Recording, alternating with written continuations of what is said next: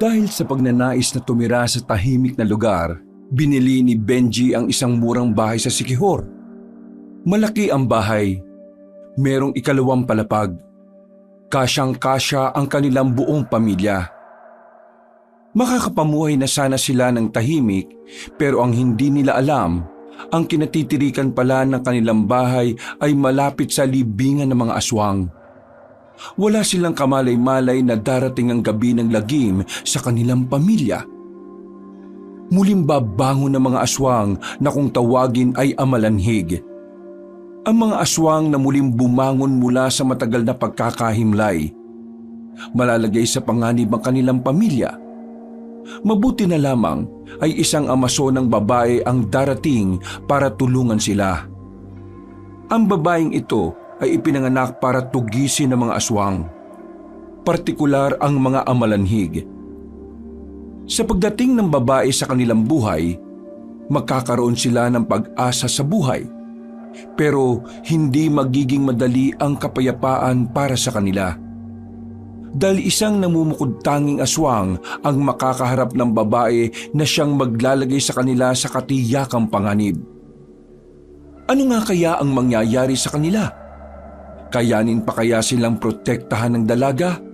O baka sama-sama na rin silang mamamatay sa lupain ng mga aswang?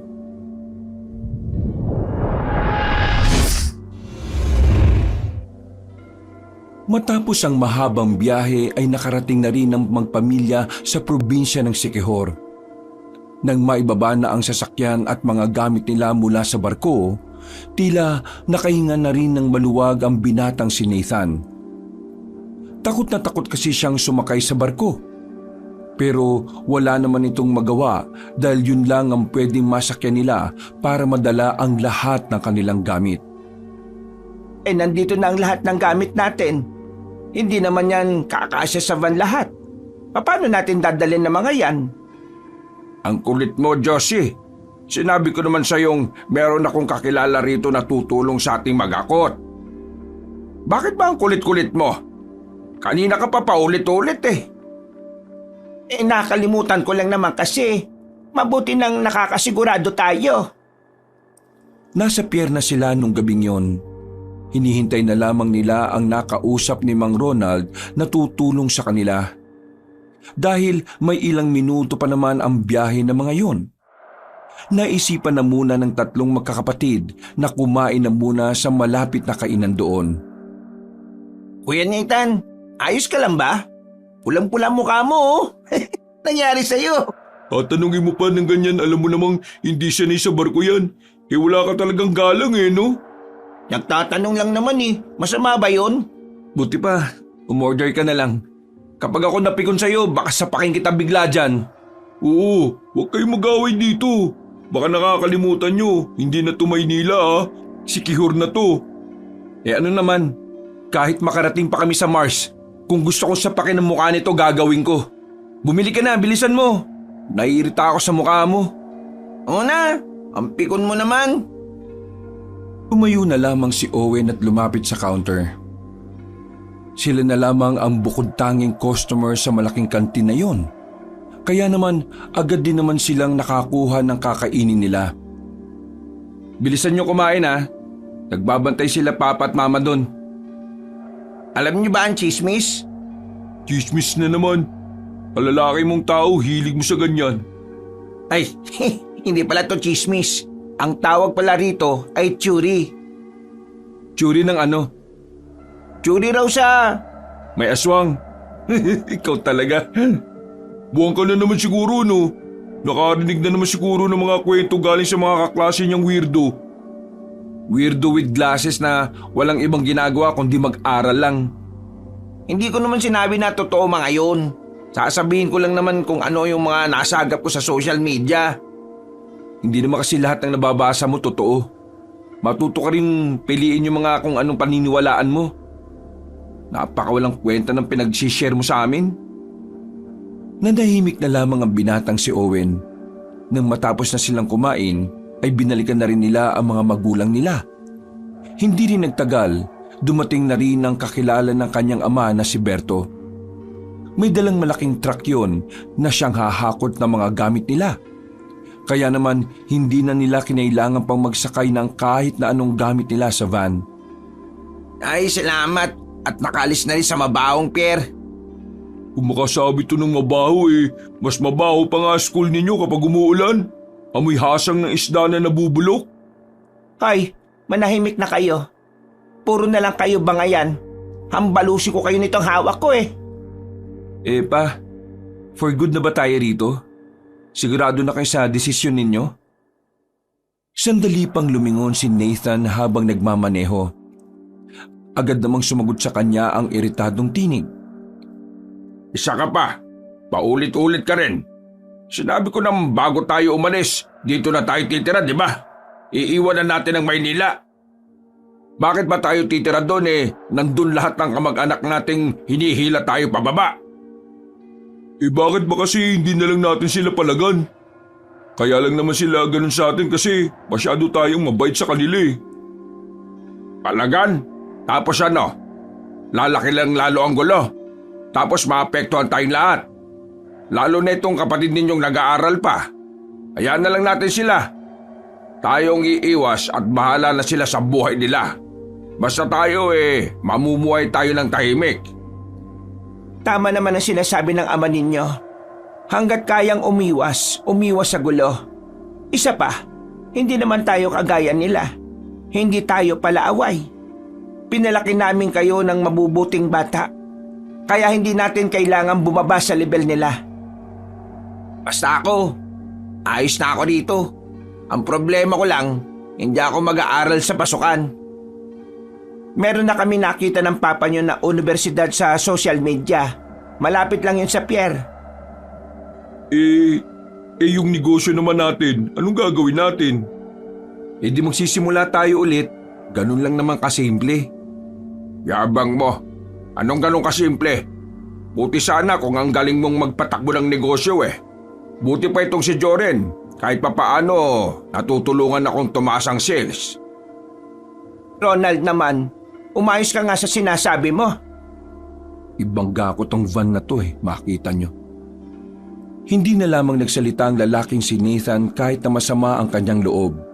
Sa kanilang magkakapatid kasi, siya lang ang bukod tanging pinag-iinitan ng kanyang ama. Palibasa, hindi talaga niya magawang makatulong sa negosyo. Lahat kasi ng sinisimulan niyang negosyo noong nasa Binondo pa sila ay nalulugi rin. Kaya ang ginagawa na lamang niya, tumutulong-tulong na lang siya sa pagde-deliver ng mga produkto nila. Nagtitinda sila ng gara-garapong aligi ng alimango. Yun na ang nagsisilbi nilang pinagkukunan ng ikabubuhay. Sa tagal na ng negosyo nilang yon, ay nakapagtapos si Nathan at Joren ng kolehiyo. Ngayong nasa Sikihor na sila, panibagong estratehiya na naman ang gagawin ni Mang Ronald. Dakong 10:00 na ng gabi nang marating na nila ang lugar na kinatitirikan na kanilang bahay. Sobrang nanibago ang tatlong binata. Nasanay kasi silang tabi-tabi ang bahay sa Maynila. Pero sobrang malayo yon sa dinatnan nila. Ang bahay lang nila ang bukod tanging nakatirik doon. Wala silang ibang bahay na makikita roon. Maayos naman ang bahay. Naka-finish na rin ang pader. Nakapintura na rin at talaga namang titirhan na lang. Nabili ito ni Mang Ronald sa murang halaga kasama na ang lupa. Ang may-ari daw kasi noon ay namatay habang nasa Amerika. Maraming salamat, Ronnie. Pasensya ka na ha. Dagdagan ko na lang ang bayad ko sa iyo kapag napasyal ako sa inyo. Tumango lang ang lalaking may-ari ng truck. Matapos kumaway ay umalis na rin yun. Si Papa talaga. Binarat mo pa yung tao ang dami-dami ng gamit natin.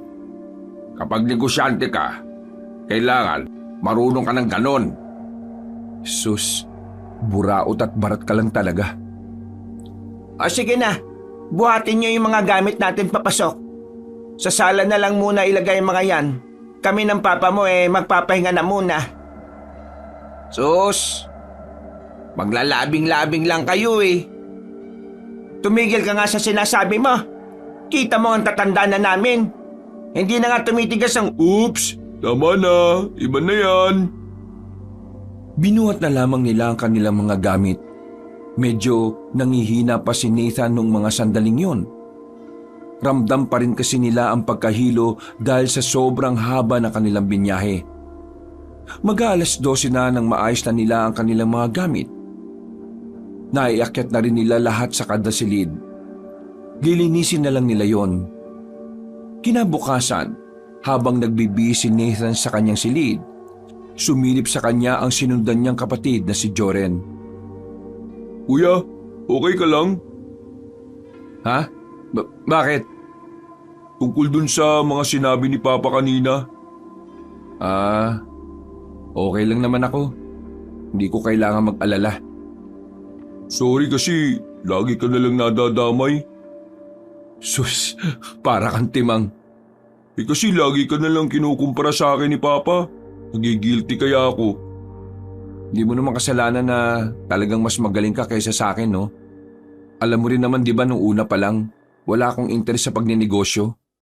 Tumutulong lang ako sa inyo kasi kailangan. Hindi ka ba nagagalit sa akin? Hindi, bakit naman? Kahit na minsan? Hindi nga, kulit. Salamat sa pangunawa mo, kuya. Wala yun. Dapat nga ako magpasalamat sa iyo eh.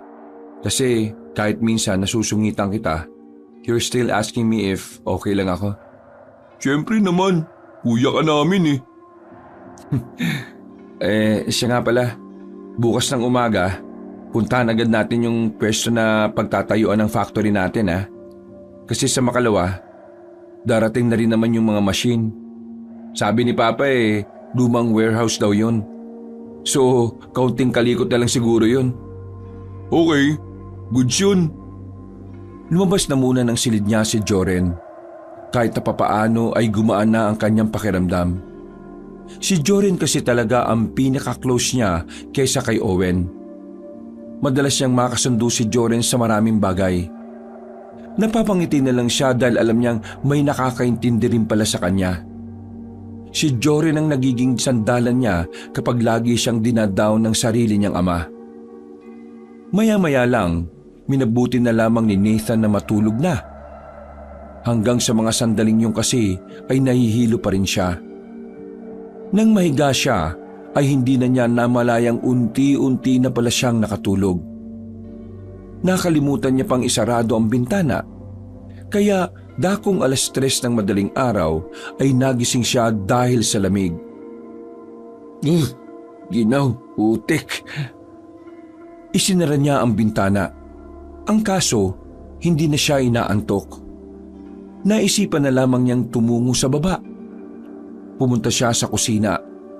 Pagbukas niya ng ref, wala pa itong kalaman-laman maliban na lamang sa tubig.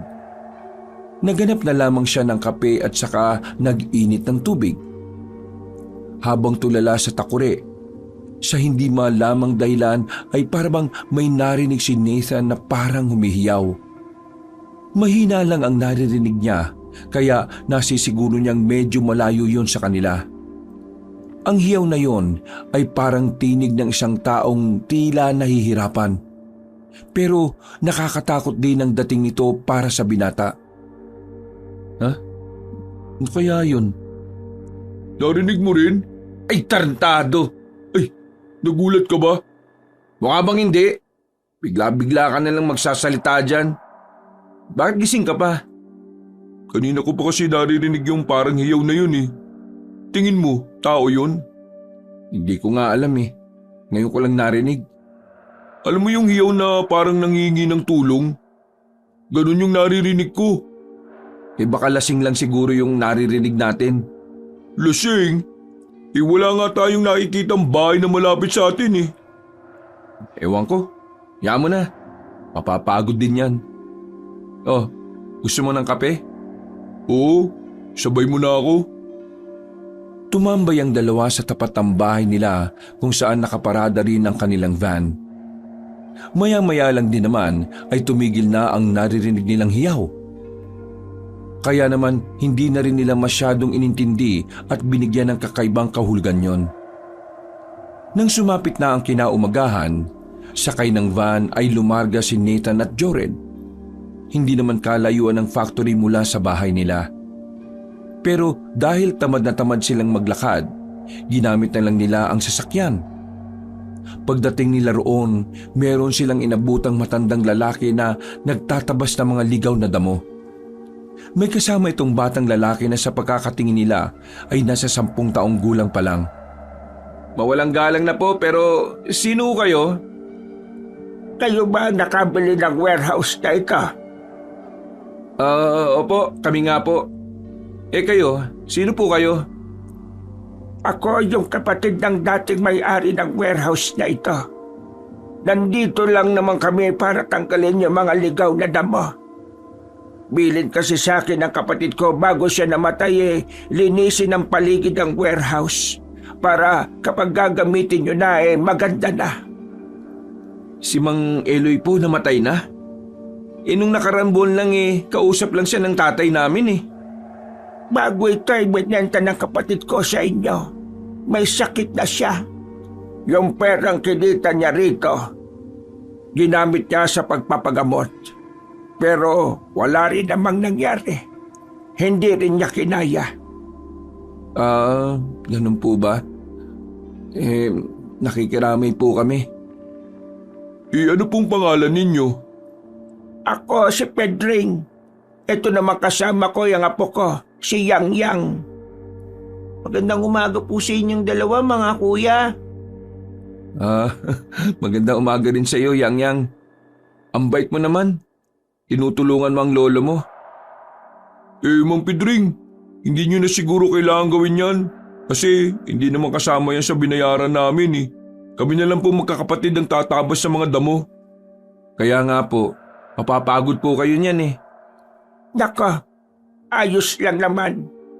Ginagawa ko ito kasi ito ang huling hiling ng aking kapatid sa akin.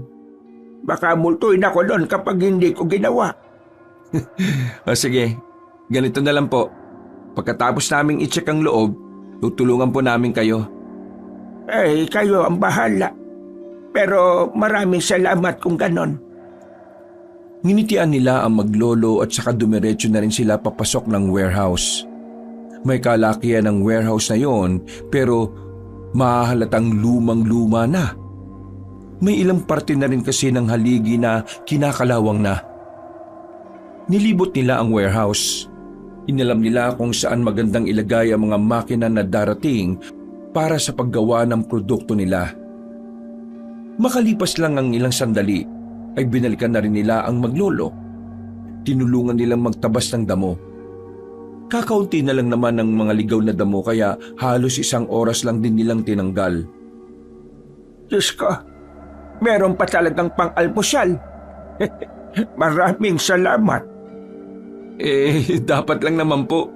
Kung tutusin kami na dapat ang gumagawa ng pagtatabas Pero tinulungan nyo kami. Siguro sobrang mahal po ninyo yung kapatid ninyo. Sobrang mahal? Ay, oo. Sobra-sobra. Siya ang sandalan ko mula binata pa ako. Parang kagaya ninyo. Nakikita ko ang sarili namin sa inyong dalawa. Huhulaan ko. Malapit kayong dalawa sa isa't isa, no? Opo, ang galing niyo pong manghula Marunong kasi akong bumasa ng mga kilos. Nakikita ko kasi na parang close na close kaya. Mang Pedring, maiba lang po tayo po. Tagasan po ba kayo rito? Wala po kasi kaming nakikita ang kabahayan rito Ay, meron namang kabahayan dito. Itong likuran ng warehouse kapag dinaretso niya, may makikita kayong lumang tulay. Tawid kayo ron, tapos kaliwa. May mga bahay na roon. Pero kakaunti lang din. May supply naman ng kuryente dito sa atin kahit na liblib kaya maliwanag ang mga daan sa gabi. Natanong ko lang po para po kapag may mga gusto kaming itanong, gaya na lang ng saan makakabili ng kung ano-ano, kayo na lang po ang pagtatanungan namin. Wala naman problema. Kung ayos nga lang sa inyo sumama kayo sa amin ngayon sa bahay Pakakainin ko kayo ng masarap na tinola. Hindi na po. Magluluto na rin kasi maya-maya si mama ng pagkain namin. Baka magtampo kung uuwi kaming busog. Sa susunod na lang po, sigurado yan. Kung sa bagay, alam naman natin ang mga nanay, maramdamin ang mga yan. May tanong pa po nga pala ako. Bigla ko lang pong naalala eh. Ano ba yun, iho? Meron po ba kayong narinig kagabi na humihiyaw? Parang taong nahihirapan eh. Sa sinabing yun ni Joren, natahimik sandali ang matandang si Pedring. Siniko naman ni Nathan si Joren para sawayin. Para kasi kay Nathan, hindi yun ang tamang pagkakataon para pag-usapan ng mga ganoong bagay. Nako, pasensya na po kayo ha. Ito kasing utol ko minsan wala sa hulog eh. Kapag may naririnig kayong ganon, o mga tunog na hindi pangkaraniwan, huwag na lamang kayong lalabas ng bahay. Sa hindi malamang dahilan, bigla na lamang nagtindigan ang balahibo ng dalawa. Kahit itago nila, makikita ang kaba sa kanilang muka. Ano pong ibig niyong sabihin? Hindi naman natin alam kung ano ang nasa paligid natin, hindi ba? Kaya tayo na lang ang iiwas. O paano? Kailangan na namin bumalik sa amin. Maraming salamat ulit sa inyo at sa pagkain, ha? Sige po. Maraming salamat din po. Inilalayan na ng batang si Yang Yang ang matanda. Naglakad na rin ang mga yon paalis. Sa puntong yon, parehong napaisip ang magkapatid sa sinabi ni Mang Pedring. Hindi nila maintindihan kung ano ang nais nitong tumbukin. Pero hindi nila maiwasang hindi kabahan. Baka naman tinatakot lang tayo ni Mang Pedring kasi bago tayo. Akala niya siguro gala tayo ng gala kaya ayun. Pwede rin naman na kaya niya sinabi yon. Para magpirmi tayo sa bahay kapag gabi. Mismo. Hayaan mo na nga. Sundin na lang natin yung sinasabi niya kasi siya naman ang taga rito eh. Matapos ang kanilang usapan ay bumalik na lang ang dalawa sa van. Pagbalik nila sa bahay nila, galit na naman kay Nathan ang kanyang ama. Pagbaba pa lang nila ng sasakyan ay sumalubong na kagad ito sa gate. Hindi ka talaga nag-iisip kahit na kailan no? Alam mo nang gagamitin ko ang sasakyan kasi may kakausapin akong investor sa bayan. Dinala niyo pa talaga yung sasakyan. Pa, pinunta namin yung warehouse. Diyos ko! Pwede niyong lakarin eh. Sumakay pa kayo. Ang tatamad niyo naman. Ikaw ang kuya. Dapat ikaw ang may common sense. Kahit kailan talaga di ka maasahan. Akin na kayo susi. Alis na ako. Pambihira. Late na ako oh. Napapailing na lamang si Nathan ng mga sandaling yon. Kahit na nararamdaman na naman niya ang inis para sa kanyang ama, ay hinayaan na lamang niya.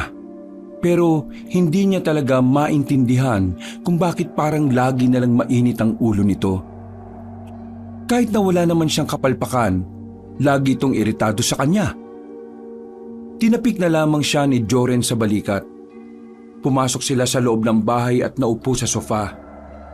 Nung araw na yon, buong maghapon nang sira ang araw ni Nathan. Hindi niya magawang ngumiti. Ayaw na rin niyang magsalita dahil baka makahanap na naman ng pagkakataon ng kanyang ama para magalit sa kanya.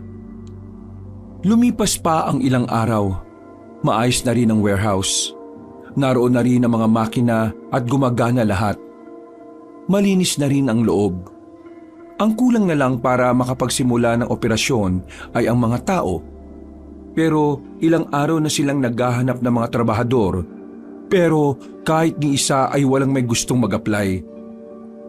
Kahit taasan pa nila ang pasahod, walang pumapatos. Hindi malaman ni Mang Ronald kung ano ba talaga ang problema, kaya lalo na naman itong naiirita. Lumabas na lang ng bahay si Nathan para hindi siya mapag-initan. Habang nakasandal sa van habang naninigarilyo, nakita niyang napadaan si Mang Pedring. May dala-dala itong mga saging na nakasako. Joren! Nathan po. Si Jordan po yung isa sa kasama ko nung nakaraan. Ay, pasensya na. Magkamukha kasi kayong dalawa kaya ako nalilito. Ay, kumusta na?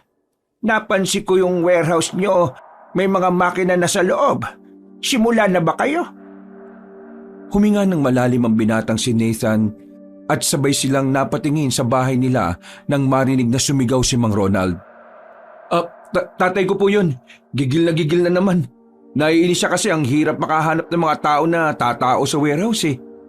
Kahit na taasan namin ng sahod, walang pumapatos. Hindi ko nga rin po alam kung anong problema eh. Lugar. Po? Yun ang problema. Lugar. Dahil ba nasa probinsya? Hindi. Dahil sa mismong kinalalagyan ng warehouse. Ano naman pong problema dun?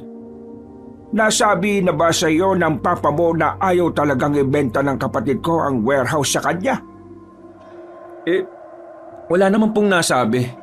Teka, akala ko ba gustong ibenta ng kapatid mo ang warehouse kay Papa? Walang balak ang kapatid kong ibenta ang warehouse. Gusto na lang niya sana na abandonahin. Ang kaso nga, nagkasakit siya. Tapos itong papa mo, pinilit siya ng pinilit. Sinabihan na siya ng kuya na hindi nga maganda ang pwesto. Pero itong papa mo ang mapilit. Desperado na siya sa warehouse. Tinamad na yatang humanap ng iba. At saka siguro kaya nagpumilit ang papa mo. Kasi malapit dito ang bahay ninyo. Ibig sabihin, pinilit lang talaga ni Papa ang kapatid nyo? Oo. Ginamit na lang din ng kapatid ko kasi kailangan niya ang perang pampagamot. Ano ba kasing meron? Kapag sinabi ko ba sa iyo ay maniniwala ka? Sandaling nanahimik si Nathan. Nakatingin lang siya sa mukha na matandang si Pedring. Seryoso ang mukha nito. Bagay na nakakadagdag sa kuryosidad ng binata. Interesado si Nathan kaya kahit medyo nawiwirduhan, itinuloy niya ang usapan. Sige po, sabihin niyo po. Padabog na bumukas ang kanilang pintuan at lumabas ang kanyang amang si Ronald. Nathan! Ano ba ginagawa mo dyan sa labas? Sa halip na tinutulungan mo kami mag-isip nakikipagkwentuhan ka ba dyan? Napakawalang kwenta mo. Oo na po, papasok na ako. Wala talaga kayong pinipiling pagkakataon no? Anong sabi mo? Nakita niyo naman pong may kinakausap ako, sinisigaw-sigawan niyo ako ng ganyan. Anong tingin niyo sa akin, bata? Ano ba naman kayo? Huminahon nga kayo? Etong awatin niyo si Papa. Lagi na lang tong galit sa akin kahit na wala naman akong ginagawa masama. Paano hindi magagalit sa'yo? Sumasakit na ang ulo ko kakaisip paano makakahanap ng mga tauhan sa factory. Ikaw naman tong petiks-petiks lang. Pasarap ka. Ikaw pa naman ang panganay tapos hindi ka naman maasahan. Sinong gaganaan na tulungan ka? Kung lagi mong dinadaan sa init ang ulo mo. Kung lagi mong dinadaan sa init ang ulo lahat ng bagay. Aba't sumasagot ka pa talaga? Tama na kasi! Hindi niyo ba ako naririnig? Kausapin mo yung panganay mo ha. Kapag ako napuno dyan, sinasabi ko sa iyo, Josie! Pumasok na matandang si Ronald sa loob ng bahay. Si Mang Pedring naman ay sumenyas na lang kay Nathan na aalis na. Hindi na tuloy nasabi na matanda kung ano man ang problema sa lugar na kinatitirikan ng warehouse. Kuya, kalma ka na. Ako na lang muna kakausap kay Papa. Ikaw naman din kasi sana, hindi mo na pinatulan. At kasalanan ko pa ngayon. Nagsalita lang naman ako kasi hindi ko na matiis yung trato niya sa akin May kausap ako Pinahiya niya ako. Tinrato niya akong parang bata sa harap ng kausap ko. Bakit parang kasalanan ko pa ngayon? Pinapalagpas ko na nga yung mga masasakit na salita na sinasabi niya sa akin Ngayon lang ako umalma kasi hindi na talaga tama. Bakit? Kasalanan ko bang walang gusto maging tauhan natin? Sino ba kasing nakaisip na pumunta rito? Ako ba? Kung sana hindi siya duwag na palagan ng mga kapatid niya, hindi naman tayo mapapadpas sa lugar na to. Di sana maayos ang buhay natin sa Maynila. At hindi ganitong nag-a-adjust na naman. Hindi ko kasalanan na duwag siya, no? Sa akin lang siya matapang eh. At mas lalong hindi ko kasalanan kung bakit siya nahihirapan ngayon. Lahat na nangyayari ngayon dahil sa mga desisyon niya. Sinampal ni Aling Josie si Nathan. Dahil sa gulat, hindi na nakapagsalita pa ang binata. Lumabas na lang ito ng kanilang gate. Hindi niya alam kung saan siya pupunta. Gusto niya lang magpakalayo-layo. Ya, sandali! Uy! Wait lang, hintayin mo ako! Sa bilis ng lakad ni Nathan ay mabilis silang nakalayo sa bahay nila. Hindi na nila alam kung saan papunta ang daan na yon. Basta gusto lang maglakad ni Nathan. Uy, saan ka ba pupunta? Konti na lang pose ng ilaw dito. Sige na, bumalik ka na. Gusto ko mapag-isa. Mapag-isang pinagsasabi mo. Delikado na oh, walang katao-tao. Walang dumadaan tapos ang dilim pa. Tumigil si Nathan at saka napakamot sa ulo. Bumuntong hininga na lamang ito. Nakakainis na kasi. Okay lang na mainis. Basta, sasamahan kita. Baka mamaya mapano ka pa rito. Alam mo naman na hindi tayo taga rito, di ba? Pasensya na. Hindi ko na rin talaga kaya yung ugali ng tatay natin eh. Hindi na nakakatuwa. Okay lang naman sa akin. Naintindihan ko naman yun eh. Kahit di naman ako, naiinis na rin. Kaya naman gusto mo ngayon? Tambay muna tayo? Pahangin? O ano? Pupunta muna ako sa factory. Mas masarap ang hangin dun. Ano, sasama ka ba? Oo naman oh. Naglakad na lamang ang dalawa patungo sa kanilang factory. Hindi naman yung kalayuan. Pero sa dinaanan nila ay walang liwanag. Nasira ang ibang poste ng ilaw. Kaya naman kahit na hindi naman paniwalain ng dalawa sa mga nakakatakot na bagay, hindi nila maiwasang hindi mailang at matakot. Pakiramdam nila habang tinatahak nila ang daan, para bang mayroong mga matang nakabantay sa kanila. Kuya, balik na tayo. Natatakot ka, no? Hindi ah. Sakit na kasi ng paa ko eh. Sus, dahilan mo. Malapit na tayo, oh. Nang matanaw na nila ang factory ay medyo nabawasan na rin ang kanilang kaba. Maliwanag na roon dahil iniiwan talaga nilang bukas ang ilaw sa labas. Umupo na muna sila sa gilid. Dumukot ng sigarilyo si Nathan at saka lighter. Akala ko ba tumigil ka na sa ganyan? Nakaka-stress lately. Di ko maiwasan. Tigilan mo na yan, kuya. Alam mo namang nakakasama sa'yo yan eh. Ikaw ba? Wala ka bang kahit na anong bisyo? Wala. Boring nga buhay ko eh. Gusto mo turuan kita? Nang alin? Magbisyo. Si Raulo. Biro lang. Ha? Ano yun? Ang alin? Pakinggan mo mabuti. Ha? Oo nga no. Ganun yung narinig natin nung unang gabi, di ba? Hindi mapigilan ng dalawa na hanapin ang naririnig nila.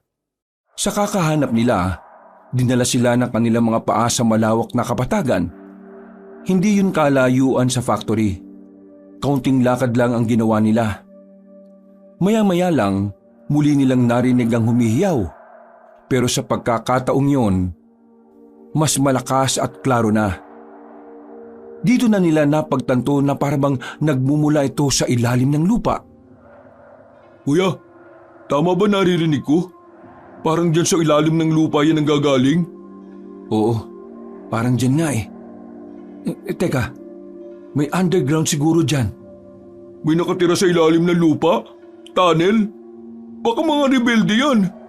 Ganon taguan nila eh. Mga rebelde? Ganun yung naririnig natin? Napatahimik sandali si Joren. Nagtindigan ng mga balahibo nito sa di nito matukoy na dahilan. Kung bumalik na lang kaya tayo sa atin? Oo, mabuti pa nga. Paalis na sana sila nang bigla nilang nakita na parang umangat ng bahagya ang lupa.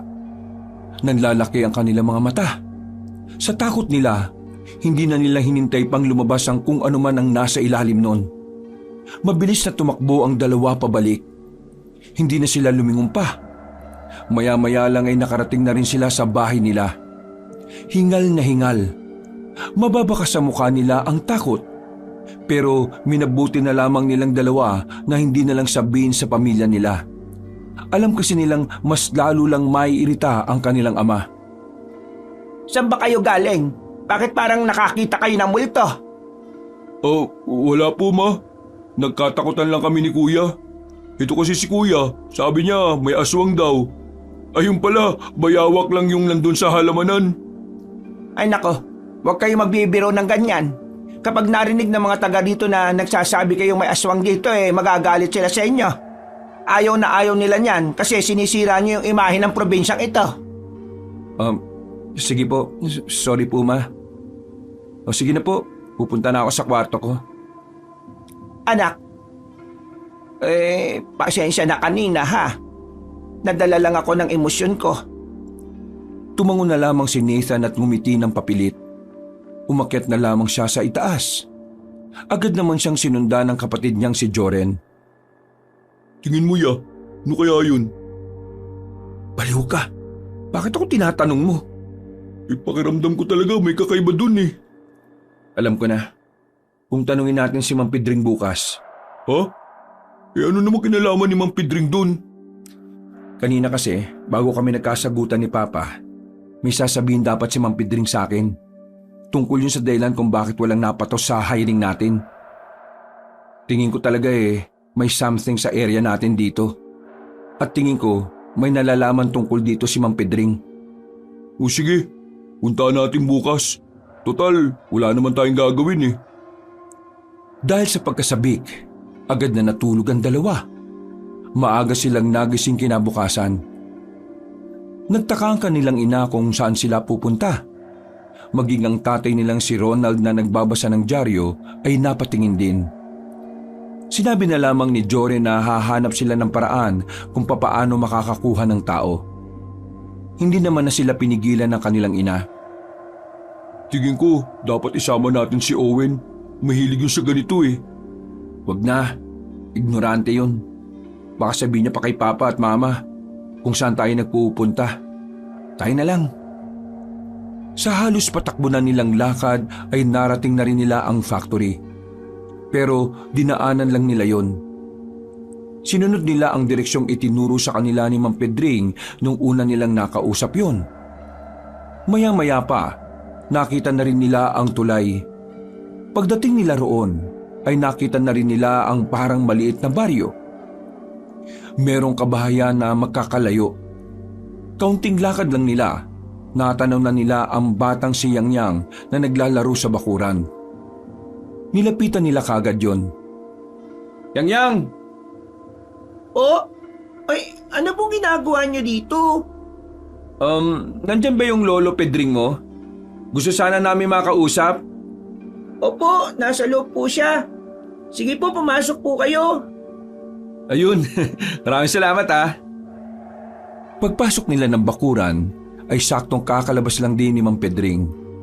Tila alam na agad na matanda ang kanilang pakay. Naupo ito sa tabi nila at saka nagsalita. Interesado ka sa naudlot na sasabihin ko Nathan? Opo, Mang Pedring.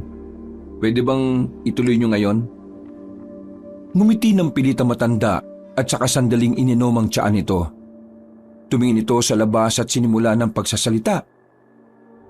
Ang lugar ang problema kaya wala kayong mahanap na tao na magtatrabaho para sa inyo. Alam kasi ng iba kung anong meron sa area na yon. Ano nga po? Huwag niyo na po kaming bitinin.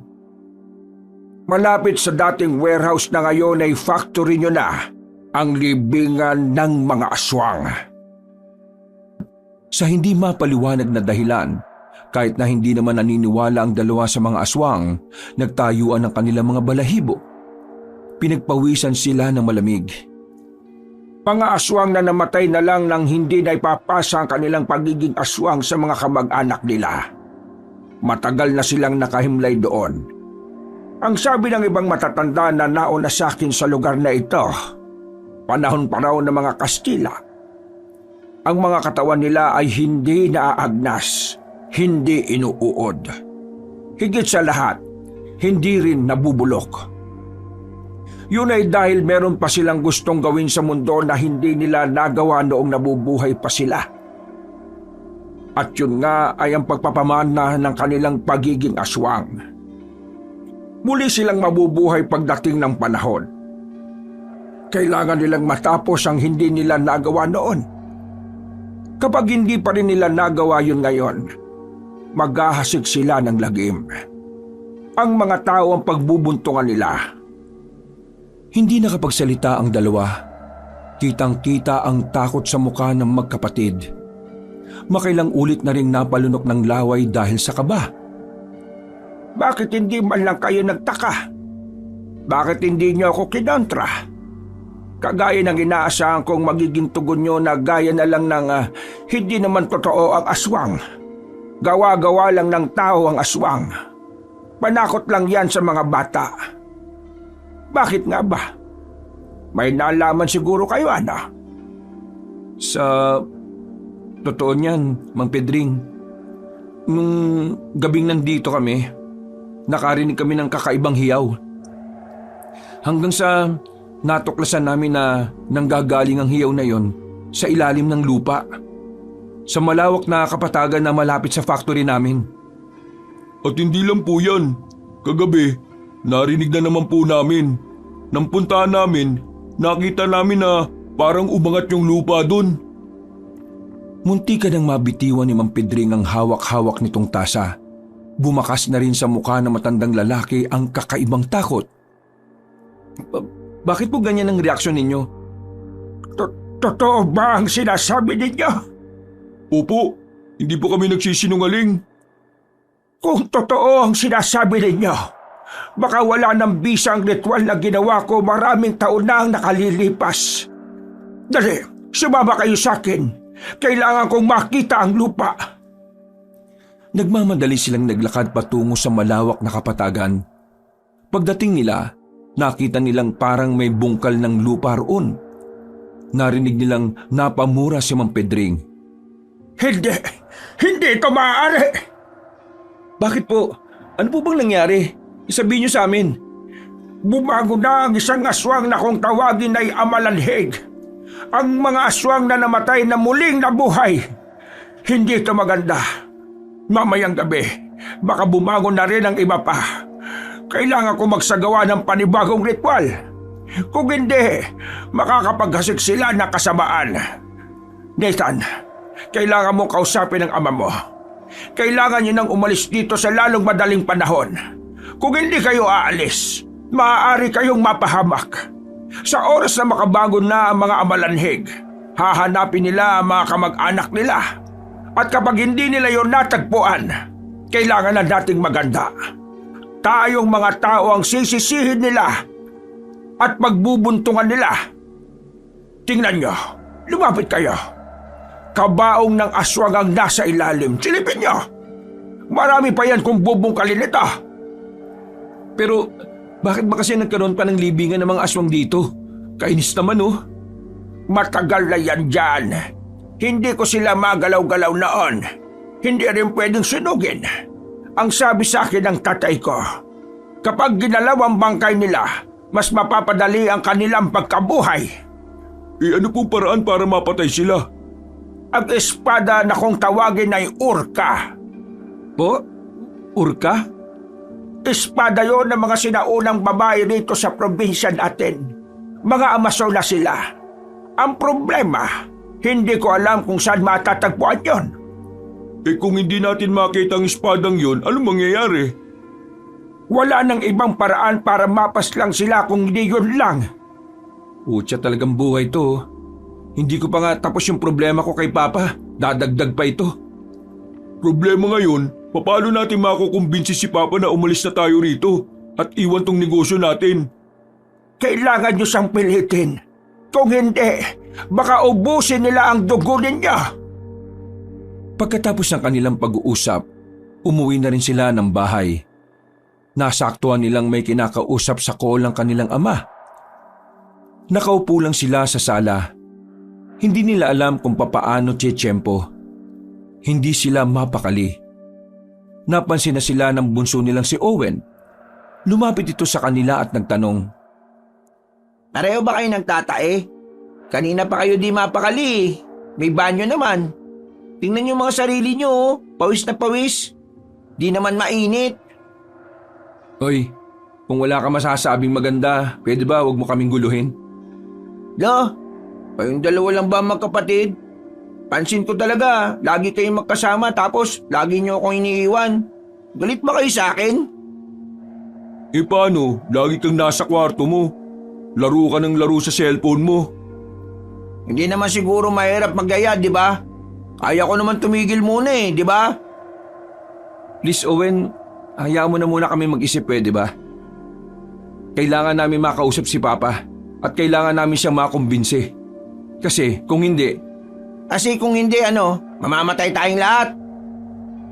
Nagkatinginan si Nathan at Joren. Nagtataka sila sa sinabi ng kanilang kapatid. Pagtingin nila sa mukha nito, alam nilang meron na rin itong nalalaman. Sinundan ko kayo kanina, pagkatapos nyo. Ako naman ang kumausap dun sa matanda. Sinabi niya rin lahat sa akin. Kung ganon, huwag ka na munang maingay ha. Nabuelo pa kami kung papaano sasabihin kay Papa. Eh di ngayon naniniwala na kayo sa akin. Una, tama ka na. Habi? Naglagay na ako kanina sa bakura natin ng tigisang bawang. Sabi sa internet, bawang daw mabisang pangontra sa aswang. Hinaan mo nga yung busis mo. Ano pang sensei, sasabihin din naman natin sa kanila. Hindi ko, ang kulit mo Owen. Ilang beses ka bang inirin ni Mama? Hay, ang iingay niyo dyan. Ano ba pinag-uusapan niyo dyan ha? Baka mamaya ay magkapikunan pa kayo dyan. Malilintikan na kayo sa akin, sinasabi ko sa inyo. Hindi malaman ng tatlo kung paano nila sasabihin sa kanilang ama ang kanilang mga natuklasan. Nakikita pa lang nila ang iritadong mukha ng ama nila ay nagdadalawang isip na sila. Lalong-lalo na si Nathan. Alam naman kasi niya na mas malabo pa sa sabaw ng pusit, maniniwala sa kanya ang kanyang ama. Kahit kailan naman kasi, hindi niya naranasan na mapakinggan ito. Kaya naman, ipinaubayan na niya sa dalawa niyang kapatid ang tungkol dito. Pero maging ang dalawa ay wala rin namang lakas ng loob. Natapos na lang ang pakikipag-usap ni Mang Ronald sa call ay wala pa rin silang masabi. Tikom pa rin ang kanilang mga bibig. Sa pag-aalinlangan nila, hindi nila nababantayan ang oras. Inabot na sila ng tanghali. Lumagpas na ang pananghalian at ngayon, 2 oras na lang ay kakagat na ang dilim. Nasa iisang silid ang tatlo habang nagtatalo kung sino ba talaga sa kanila ang magsasalita para sa kanilang ama. Ikaw na kasi magsabi kay kuya, ikaw ang panganay Gumagamit ka ba talaga ng utak mo? Kailan mo ba kami nakita ni Papa na nagkasundo? Ibig sabihin lang nun, hindi siya maniniwala sa akin. Puro ka kasi online game kaya yung utak mo hirap ng gumana kesa naman ako, tingin mo maniniwala sa akin yon? Oo, paborito ka nun Pinagsasabi mo. Paborito ka naman talaga nun Hindi mo ba napapansin? Laging kaming dalawa lang ni Jordan ang napapagalitan, samantalang ikaw, kahit ang dami mo ng katangahan na nagagawa sa buhay mo, ayos na ayos ka lang. Ano ba talagang problema mo sa akin, kuya? Sa akin mo lagi binubuntun yung galit mo. Kasalanan ko ba kung hindi ka talaga paborito ni Papa? Uy, umigil na nga kayo. Manahimik na kayo. Kung hindi nyo kayang sabihin kay Papa, ako na lang magsasabi. Para kayong tanga. Tayo na nga lang magkakapatid hindi pa tayo magkasundo. Alam nyong nasa alanganin ng lagay natin dito dahil nga sa mga aswang na yun.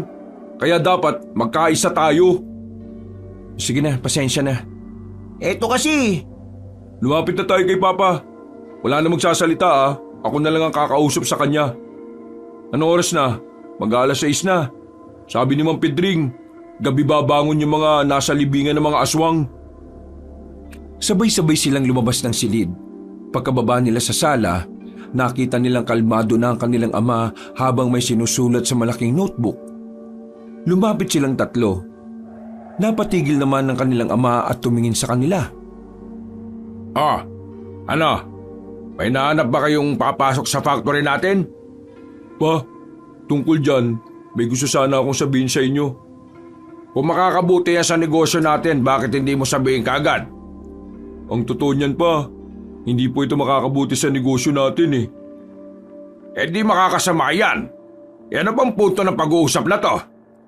Kaligtasan nating lahat pa. Yun ang gusto kong sabihin. Teka nga, ano ba sinasabi mo? Ang gulo-gulo mo eh. Diretsahin mo nga ako. May kaaway na naman ba tayo rito? Pa, kailangan na nating umalis sa lugar na ito ngayon din. Simulan na natin mag-impake at bumalik na lang tayo sa Maynila. Doon, safe tayo kahit kaaway natin ng mga kamag-anak natin. Nasisiraan ka na ba ng ulo? Nahahawa ka na dyan kay Nathan eh. Kakasama mo sa taong yan. Oh, ako na naman ang nakita. Pa, pakinggan mo ako. Itong sasabihin ko para sa kapakanan ng pamilya natin. Pa, may mga aswang dito sa area na ito. Nakalibing sila at unti-unti na silang nabubuhay ulit. Kapag hindi nila nahanap ang mga kamag-anak nila, tayo mga tao ang pagbubuntungan nila. Mga amalanhigang tawag sa mga aswang na yun. Mababangi sila pa. Kapag hindi tayo umalis dito, mayayari tayong lahat. Mamamatay. Manahimik ka nga! Sa galit ng kanilang ama, ay naibato nito ang ballpen at ang sinusulatan nitong notebook sa kanila. Tila nanlilisik ang mga mata nitong nakatingin kay Joren. Parang kakaunti na lang, masasapak na nito ang binata kahit yun pa ang paborito nitong anak. Joren, tinatarantado mo ba ako? Pa, nagsasabi ako na Sagutin mo ako! Tinatarantado mo ba ako? Pa, hindi. Yun naman pala eh. Ano tong pinagsasabi mo, ha? Anong nangyayari sa utak mo? Ano na naman bang pinagsasabi sa inang kuya mo? At bakit yan mga lumalabas sa bibig mo parang siraulo? Pinagsasabi mong aswang. Nakatira ka ba, ha? Hindi normal na sinasabi ng isang tao yan eh. Kung hindi ka kumbinsido, sasamahan ka namin doon sa sinasabi naming libingan ng mga aswang. Makikita mo rin yung bungkal na lupa kung saan bumaunang... Isang malakas na sampal ang natanggap ni Joren mula sa kanyang ama. Nagulat si Nathan at Owen. Hindi nila inakala na magagawang sakta ni Mang Ronald ang pinakapaborito niyang anak. Agad namang inawat ni Nathan ang kanyang ama. Hinila si Joren palayo at siya ang humarap dito. Kung hindi mo kayang paniwalaan ang sinasabi ni Joren, huwag ka na lang manakit. Yun na lang ang maganda mong magagawa para sa anak mong walang ibang inisip kundi tulungan ka. Sa sinabing yun ni Nathan ay natameme ang kanilang ama. Tila sinampal ito ng mga salita. Dahil wala rin naman silang mapapala sa pakikipag-usap sa matanda, lumabas na lamang sila ng bahay. Naisipan nilang puntahan na lamang si Mang Pedring habang meron pa silang oras. Ilang minuto na lang ay sasapit na ang 6:00. Nang marating nila ang bahay ni Mang Pedring, kita nilang may mga inihahanda ng gamit ang maglolo. Nang akalain nilang aalis na ang mga yon, ay agad silang lumapit. Mang Pedring, aalis na ba kayo? May alam ba kayong mapupuntahan na medyo ligtas? Hindi kami aalis. Naganda kami ng apo ko sa posibilidad na pag-atake ng mga amalanhig mamayang gabi. Lalabanan niyo mga aswang? Yun ang kailangan naming gawin. Bilang isang dating albularyo, tungkulin ko pa rin na protektahan ng mga tao laban sa kanila. Sumama na lang po kayo sa amin, Mang Pedring. Meron kami sasakyan. Aalis tayo ngayong gabi bago pa sila makabangon lahat. Hindi ako maaaring umalis. Hindi ko maaaring iwan ang lugar na ito. Dahil ako lang ang nag-iisang magtatanggol dito. Isa pa, kasalanan ko kung bakit sila bumabangon ngayon. Masyado kong naging kampante. Akala ko'y hindi darating ang araw na ito, kaya iniwan ko ang pag-aalbularyo. Ngayong nagbabalik na sila, kailangan kong itama ang pagkakamaling nagawa ko. Paano niyo sila lalabanan? Dalawa lang kayo, matanda ka pa. Bata naman tong si Yang Yang. Ako na ang bahala roon. Basta kayong magpamilya, kayo ang dapat umalis. Madadamay pa kayo sa sumpa ng lugar na ito. Sige na, maganda na kayo.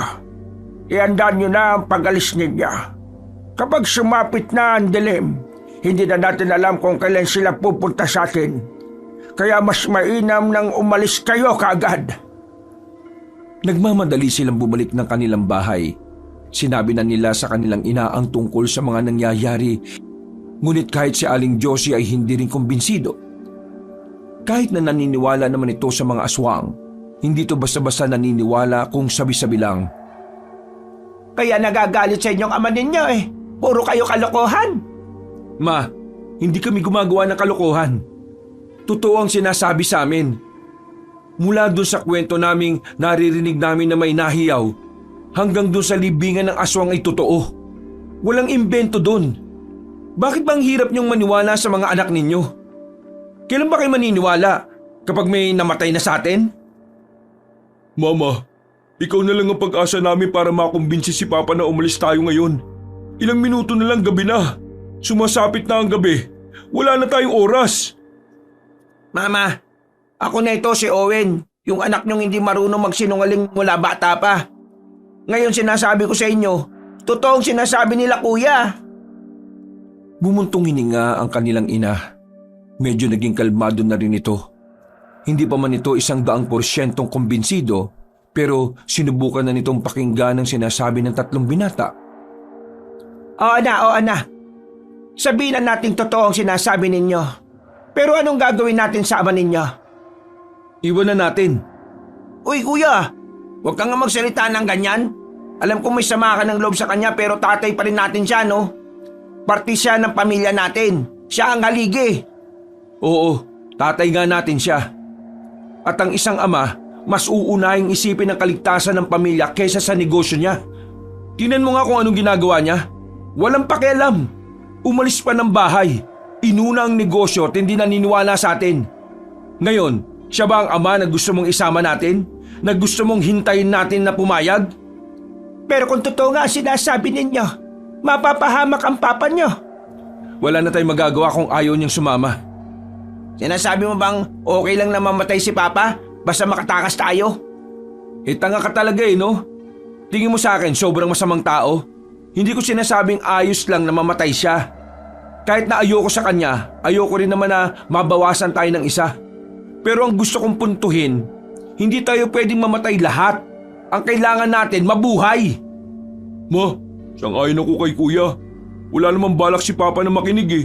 Kung hihintayin pa natin siyang pumayag, baka maabutan na tayo ng mga amalanhib dito. Ang lapit lang nila mula rito sa bahay natin. Pero hindi ko kayang mawala ang papa ninyo. Ano bang mahirap intindihin doon? Kung gusto niyo makaligtas, sige na, mauna na kayo. Sasamahan ko ang papa niyo rito. Ma, huwag kang tatanga-tanga. Uy kuya, bunganga mo si mama yan. Tama na. Walang patutunguhan ang usapan natin kung magtatalo tayo. Sige na, may naisip akong paraan. Sandali silang huminahon. Napapailamos na lang si Nathan sa kanyang mukha sa sobrang stress. Kuya, Owen, pumunta kayo mamaya sa libingan ng mga aswang. Magbantay kayo ron. Ako naman, susubukan kong kumbinsihin si Papa. Kapag hindi siya pumayag, ako nang bahalang gumawa ng paraan. Basta kapag nakita niyong may mga bumangon doon, tawagan niyo kagad ako ha. Ako nang bahala kay Papa. Bumalik kayo kagad at sumakay ng van. Aalis tayo kagad. Tumango-tango na lamang si Nathan at Owen. Makalipas ang ilang minuto ay dumating na rin ang matandang si Ronald. Si Nathan at Owen naman ay pumunta na rin sa libingan ng mga aswang. Nakaupo lamang ang dalawa sa di kalayuan. Hawak-hawak nila ang isang malaking flashlight. Kuya, sorry kanina. Sige na, okay lang. Anong sige? Hindi ka ba magsosorry sa akin? Di sorry. Hirap sa yung taas din ng pride mo eh. Kahit alam mo namang may nagawa kang mali, mahirap bang magpakumbaba kuya? Hoy, wag mo akong simulan ha, nagbabantay tayo. Ngayon ko na sasabihin to, baka hindi mo pa to marinig kapag ako yung namatay mamaya. Alam kong nahihirapan ka sa ginagawa sa'yo ni Papa. Pero wag mong idamay ang ibang tao sa sama ng loob mo, lalo na ako. Wala naman akong kasalanan sa'yo eh, di ba? Kanina binastos mo pa si Mama. Nagbabago na ugali mo kasi dahil dyan sa sama ng loob mo. Hindi ka naman dating ganyan eh. Oo, naiintindihan ka naman namin dahil di kayo okay ni Papa. Pero kuya, ikaw ang pangalawang haligi ng tahanan natin. Kailangan mo maging maayos. Hindi ka ba nahihiya kay Kuya Joren? Parang mas matanda pa siya sa'yo eh. Wala kang alam kaya huwag kang magsalita, pwede ba? Yun ang problema. Wala akong alam. Wala kaming alam. Kasi alam mo kung bakit? Kahit kailan, hindi mo naman kami pinagkatiwalaan na pakinggan ang hinaing mo eh. Hindi ka nagsasabi ng problema mo. Kaya kami nanguhula. Uya, maikli lang ang buhay. Huwag mong sayangin ang buhay mo. Kung ayaw sa'yo ni Papa, bahala siya sa buhay niya. Basta kaming tatlo, gusto ka namin. At wala kaming sama ng loob sa'yo kahit na ang sungit mo lagi. Lalo na sa akin na wala namang ginagawang masama. Bumuntong hininga na lamang si Nathan. Nakaramdam siya ng kaunting konsensya sa kanyang kalooban. Hindi niya inaasahan na gano'n na pala ka-mature ang pag-iisip ni Owen. Ano? Magkakaayos ba tayo o hindi? Baka mamaya, ito na pala ang uling pagkakataon na makakausap mo ako. Hindi natin alam. Malay mo, mamatay o Sige na, sorry na. Sorry na. Kung ikaw na pagbubuntunan ko. Sorry. Paano ba naman kasi naiinggit ako sa'yo? Ikaw kasi, paborito ka. Kayo ni Joren. Ako, hindi. Kami? Paborito? Akala mo lang.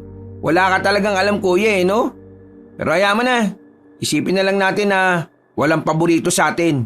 Ang isipin natin kung paano mas titibay ang samahan nating tatlo. Tayo-tayo na lang. Uy, ano yun?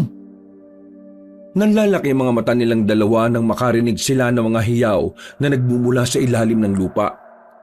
Nakita na rin nilang tila umaangat ang lupa na parabang anumang oras ay may babangon na mula roon. Sa sobrang pagkawindang ay sandali pa nilang minasdan yon.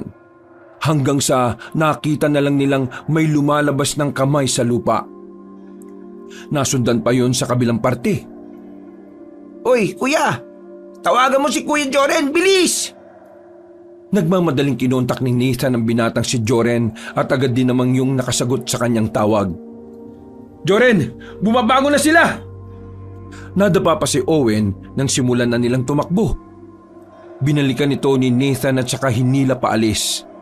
Pagdating nila sa bahay, naabutan nilang nakikipagtalo pa si Aling Josie kay Mang Ronald. Talagang ayaw makinig sa kanila na matandang lalaki. Kaya naman napilitan na si Joren na gawin ang binabalak niya. Sorry ah. Ha? Bigla na lamang siniko ni Joren sa batok ang kanyang ama. Dahil dito ay agad na nawalan ng malay si Mang Ronald. Diyos ko ka! Anong ginawa mo sa papa mo? Natutunan ko sa kaibigan kong criminology. Shape yan. Mamaya magigising din kagad si Papa. Owen, tulungan mo ako magbuhat. Kuya Nathan, ikaw na bahala sa dalawang maleta na yan ha. Nandyan na lahat ng mga mahalaga nating gamit. Inila na ni Nathan ang dalawang maleta at saka lumabas na rin sila ng bahay. Nang papasok na sana sila sa sasakyan nang mapansin ni Nathan na flat ang gulong nila. Wisit, flat yung dalawang gulong sa harap. Ha? Kakapalit lang namin ni Papa ng gulong nung nakaraan ah. Kuya Joren, flat nga. May butas ba to? May sumabutahe sa atin. Ano na? Hindi na ba tayo makakaalis? Balik sa bahay! Balik! Wala tayong masasakyan! Wala silang pagpipilian ng mga oras na yon. Pumasok na lang sila ulit sa kanilang bahay at isinara ang lahat ng pinto at bintana. Sa sala lang sila lahat tumambay. May mga hawak na rin silang tubo at itak. Noong mga sandaling yon ay hindi mapakali ang kalooban nila. Lalo na't naririnig na nila ang sunod-sunod na hiyaw ng mga aswang. Pambira! Pinatulog ko pa si Papa. Hindi rin naman pala tayo makakaalis. Pero sino naman kayang siraulong magpa-flat ng gulong natin? Wala na tayong magagawa dyan. Ituon na lang natin ang atensyon natin sa mga paparating na aswang. Maya-maya lang, sigurado kong nandito na sila. Makalipas pa ang isang oras, naging tahimik lang ang mga sandali. Pero kahit na wala pang nangyayari, hindi naman naging kampante ang magkapatid. Nakasilip sila sa siwang ng bintana. At kung minsan ay tumitingin-tingin din sila sa itaas. Balita, wala pa rin ba? Ewan ko kay Owen, siya yung nasa itaas eh. Umakyat si Nathan sa ikalawang palapag. naabutan niyang nakatulala si Owen habang nakatingin sa malayo. Nang idako rin ni Nathan ang kanyang tingin doon, nakita na niya ang mga aswang na mabagal na gumagapang. Tuwid ang mga bintino na parang hindi kayang itupi. Diretso lang din ang lakad ng mga yon. Kuya, tingin ko, ayan na sila. Tulungan mo ako dali! Dali! Harangan natin tong balkonahin ng cabinet para di sila makapasok. Pinagtulungan nilang iusog ang kabinet. Pagkatapos ay agad na rin silang bumaba sa sala. Nang sabihin na nila ang tungkol sa mga paparating na aswang, tila nanlambot ang kanilang ina. Ang kanilang ama naman ay walang kamalay-malay. Masarap ang tulog nito sa sofa. Owen, dali mo si Mama sa stockroom natin, dali! Kami na muna ni Joren ang bahala rito. Sigurado ba kayo? Oo, ang mahalaga si Mama. Protektahan mo si Mama. Pumwesto na sa pintuan ng binatang si Nathan at Joren. Mga ilang sandali lang, nakarinig na lang sila ng mga angil.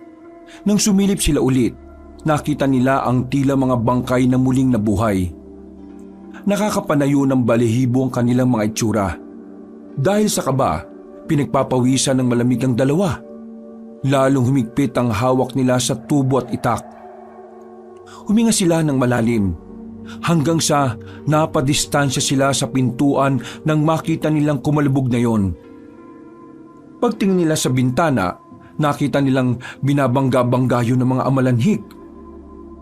Bumuebuelo ng malayo ang mga yon at pinagbabangga ng mga aswang ng sariling muka na parabang hindi man lang nasasaktan.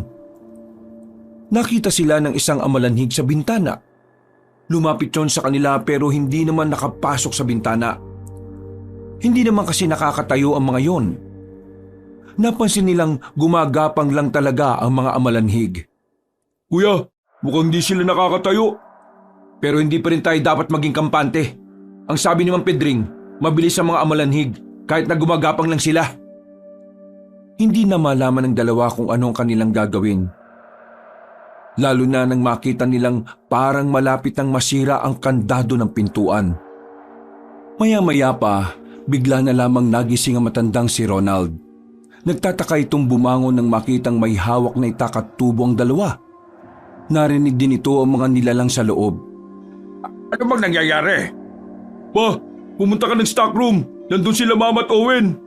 Ano ba kasing nangyayari? Sino bang mga nasa labas?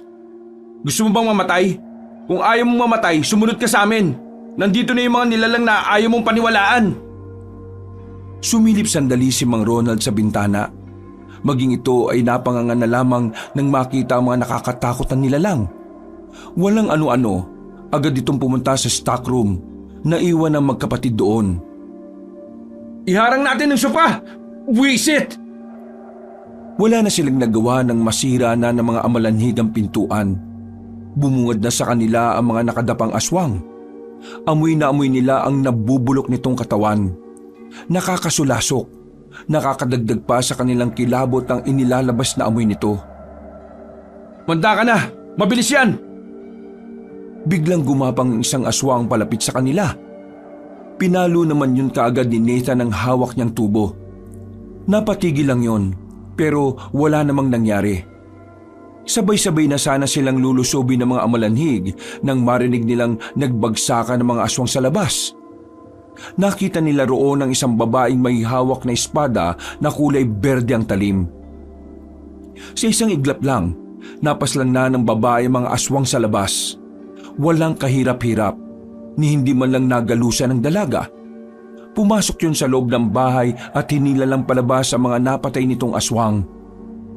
Pagkatapos, lumapit yun sa dalawang binata para kausapin.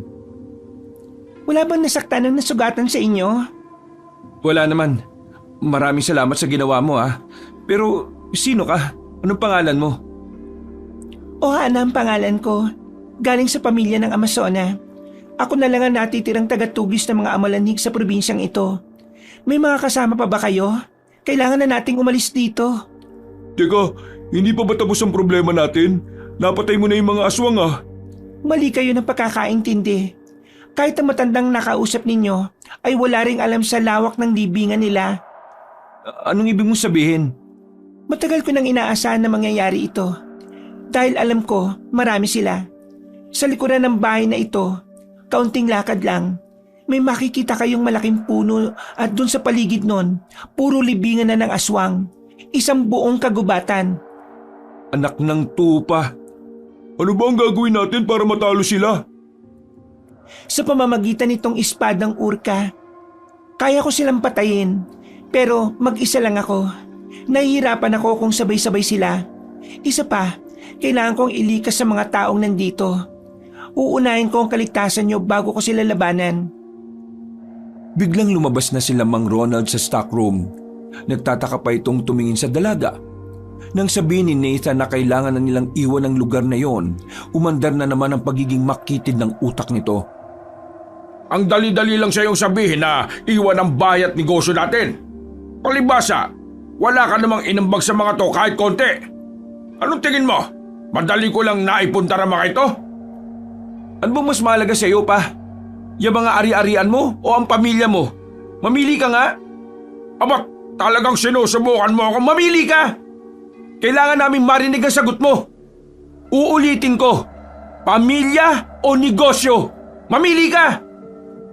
Ronald naman, huwag ka na magmatigas. Sumama ka na sa amin. Ang negosyo, kaya nating simulan ulit yan. Ang pera, napaghihirapan yan. Pwedeng kitain uli yan. Pero ang buhay, mawawala. Hindi mo na may babalik kahit magsikap ka pa. Kung hindi ka sasagot, iiwan ka na talaga namin dito. Kailangan na nating umalis. Nararamdaman kong bumabangon na rin ang ibang amalanhig. Di umalis na kayo! Seryoso ka ba pa? Hindi mo ba naiisip na mapapahama ka rito? Hindi ko kayang iwan na lang ang pinaghirapan ko ng ilang taon. Hayaan niyo na lang ako rito! Ronaldo naman, mas pinili mo pa talaga ang negosyo mo kaysa sa amin ng mga anak mo. Dahil ang negosyo na yon ang nagsalba sa atin noon. Pero hindi tayo kayang isalba niyan ngayon. Idilat mo ang mga mata mo. Huwag kayong bulag. Pa, sumama ka na sa amin. Kung hindi ka sasama, mapipilitan ako ulit gawin ang ginawa ko sa iyo kanina. Ma, sige na. Balikan na lang natin ang negosyo natin kapag naging maayos na ang lahat. Bumuntong hininga ang matandang lalaki. Hindi na ito nagmatigas pa. Nanahimik na lamang ito at hinayaan na lang na akayin siya ng kanyang asawa. Palabas na sana sila ng pinto nang biglang may isang lalaki na bigla na lang dumating. May hawak yung baril. Pinagbababaril sila sa harapan. Buti na lang ay nakadapa sila kagad. Walang yaka, matanda ka! Nilaka ba ka? Ang sabi mo 1 linggo lang makakabalik agad ng inutang mong pera. Pero ngayon, wala pa! Dahil sa'yo, nalugi rin ang negosyo ko! Sinong lalaking yan? Nautagan ko para pondohan ng paghahanap ng trabahador. Hindi ko naman alam na ganyan pala siya kasira ulo. Pinagbababaril pa sila ng lalaki. Pero bigla na lang lumabas ang babaeng si Ohana. Naglakad ito palapit sa lalaki. Hindi yung tinatabla ng bala kahit direktang nakatutok na sa kanya ang baril. Iha, ano bang ginagawa mo? Hindi siya tinatamaan. May sa demonyo yata ang babaeng yan eh. Hindi. Dahil yan sa espadang hawak niya. Nakalapit ang dalaga sa lalaking may baril. Walang kahirap-hirap nitong inagaw ang baril at saka itinapon sa malayo. Binigwasan ni Ohana ang lalaki at sinuntok ng malakas. Nakatulog ang lalaki. Nawindang naman ng buong pamilya sa kanilang nakita. Wala na ba kayong reserbang gulong para magamit itong sasakyan ninyo? Wala na. Yan na lang eh. Siguro, siya yung nagpasingaw ng gulong natin. Wala tayong magagawa. Lalakarin lang natin ang daan paalis. Hindi ba delikado? Baka bigla na lang may aswang na umatake sa atin. Mas delikado sa bahay ninyo. Ang bahay ninyo ang una nilang pupuntahan kapag bumangon na sila. Sumunod kayo sa akin. Walang hiwalay kahit na anong mangyari. Sinimulan nila ang paglalakad. Nasa gilid lamang sila ng kalsada. Kahit na may kasama na silang Amazona na maaari makapagligtas sa kanila, hindi pa rin maiwasan ni Nathan na hindi kabahan. Nag-aalala siya para sa kanyang mga magulang. Lalong-lalo na ang kanyang ina na hindi naman sanay sa mga tensyonadong sitwasyon. Hindi nagtagal, nakarating na rin sila sa warehouse. Lalapit na sana sila roon na makita nila ang isang amalanhig na nasa gilid. Pagtingin nito sa kanila, agad itong gumapang ng mabilis. Pero walang kahirap-hirap lang itong tinaga ni Uhana sa leeg. Kapag hinabol kayo ng amalanhig, umakyat lang kayo sa lugar na medyo mataas. Hindi na nila kayo maaabot. Hindi sila marunong gumapang pataas. Hindi rin sila marunong tumayo. Pumasok na muna sila sa factory. Hindi sila makaalis dahil bigla na lang nanlambot ang kanilang ina. Inatake na naman ito ng sakit nito. Yung gamot ni Mama. Nasa maleta, di ba? Naiwan sa van yung maleta. Pambihira. Sige na, dito lang kayo. Babalik ako. Kukunin ko yung gamot ni Mama. Susama na ako. Hindi, ako na. Ikaw na lang makasikaso kay Mama. Ikaw yung marunong eh. O sige, mag-ingat kayo ah. Sandali, Bakit miss? dali nyo ito. Inabot ng babaeng isang maliit na supot ng telang itim. May lamang itong mga maliliit na bato sa loob. Para saan to? Matapang ang amoy niyan para sa mga aswang. Kapag dala nyo yan, mas maamoy nila yan kaysa sa inyo. Makakatulong yan para hindi nila kayo kagad makita o maramdaman kapag nagtatago kayo. Sige, maraming salamat. Dala ang itak ay lumabas na rin ng factory ang magkapatid. Aminadong kabadong-kabado sila noong mga sandaling yon. Hindi nila sigurado kung ano ang mangyayari sa kanila sa mga sandaling yon. Ang tanging alam lang nila, kailangan nilang mabuhay para sa kanilang ina. Bilisan mo! Ang bagal mo eh! Kuya, naririnig ko na sila. Mukhang ang dami na nila. Kaya nga bilisan mo eh! May oras pa tayo. Hindi naman agad sila gagala sa lugar natin. Maghanap pa yan sila ng mga kamag-anak nila. Sa bilis ng takbo ng dalawa, narating na rin nila ang kanilang bahay. Sa harapan nito ay naroon ang van na kaagad din naman nilang pinasok. Kinalkal nila ang maleta. Nasa pinakailalim pa nakalagay ang gamot kaya medyo natagalan pa sila. Bilisan mo, Owen! Ang dilim-dilim eh. Basta nakalagay na sa pouch yun! Eto na! Lalabas na sana sila sa van nang bigla nilang makita sa loob ng bahay nila na merong amalanhig. Nagmamadali silang pumasok ng van. Marahan nilang isinara ang sliding door para hindi sila makalika ng ingay. Naku po, nandito na sila. Yumuko sila nung mga sandaling yon. Kahit nakulob sa loob ng van, ay naririnig pa rin nila ang malalakas na angin ng mga aswang sa labas. Mabuti na lang talaga ay binigyan sila ni Uhana ng pangontra. Kung hindi, baka kanina pa sila naamoy ng mga aswang. Dumagungdong ang kanilang dibdib. Hindi nila mapigilan ang kaba na kanilang mararamdaman. Nanginginig ang kamay ni Owen dahil sa takot. Pero hinawakan lang ito ni Nathan para makalma ito.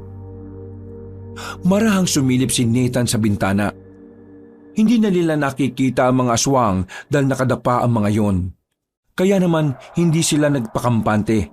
Hanggat naririnig pa nila ang mga angil nilang tila gutom na gutom, hindi sila maaaring lumabas ng sasakyan na yon.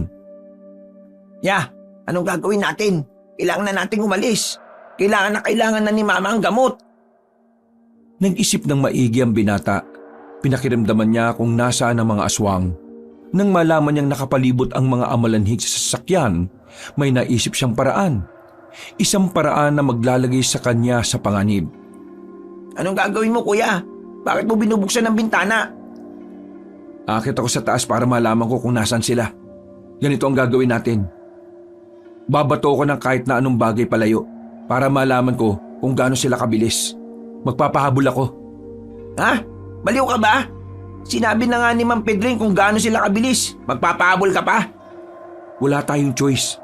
Kapag di natin to ginawa, si Mama naman ang malalagay sa alanganin. Sige na, aakyat na ako. Kapag nakita mong nagbato na ako ng bagay, ihanda mo sarili mo kasi tatakbo ako pasalungat sa direksyon na dadaanan mo paalis. Kuya, baka mapano ka. Wala na bang ibang paraan? Wala na. Ito na lang. Umakyat na si Nathan sa bubungan ng van. Medyo kinakabahan siya nang maramdaman siya ng mga yon.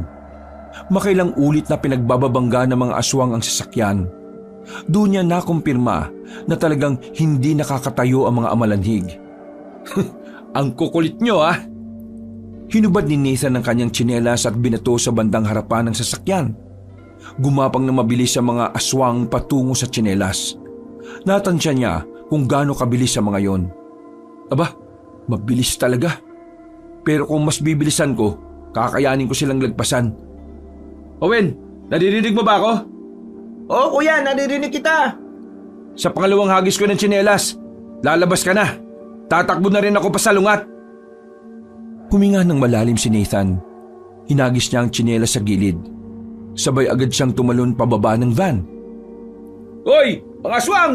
Nandito ako! Sabay-sabay na lumingon ang mga yon.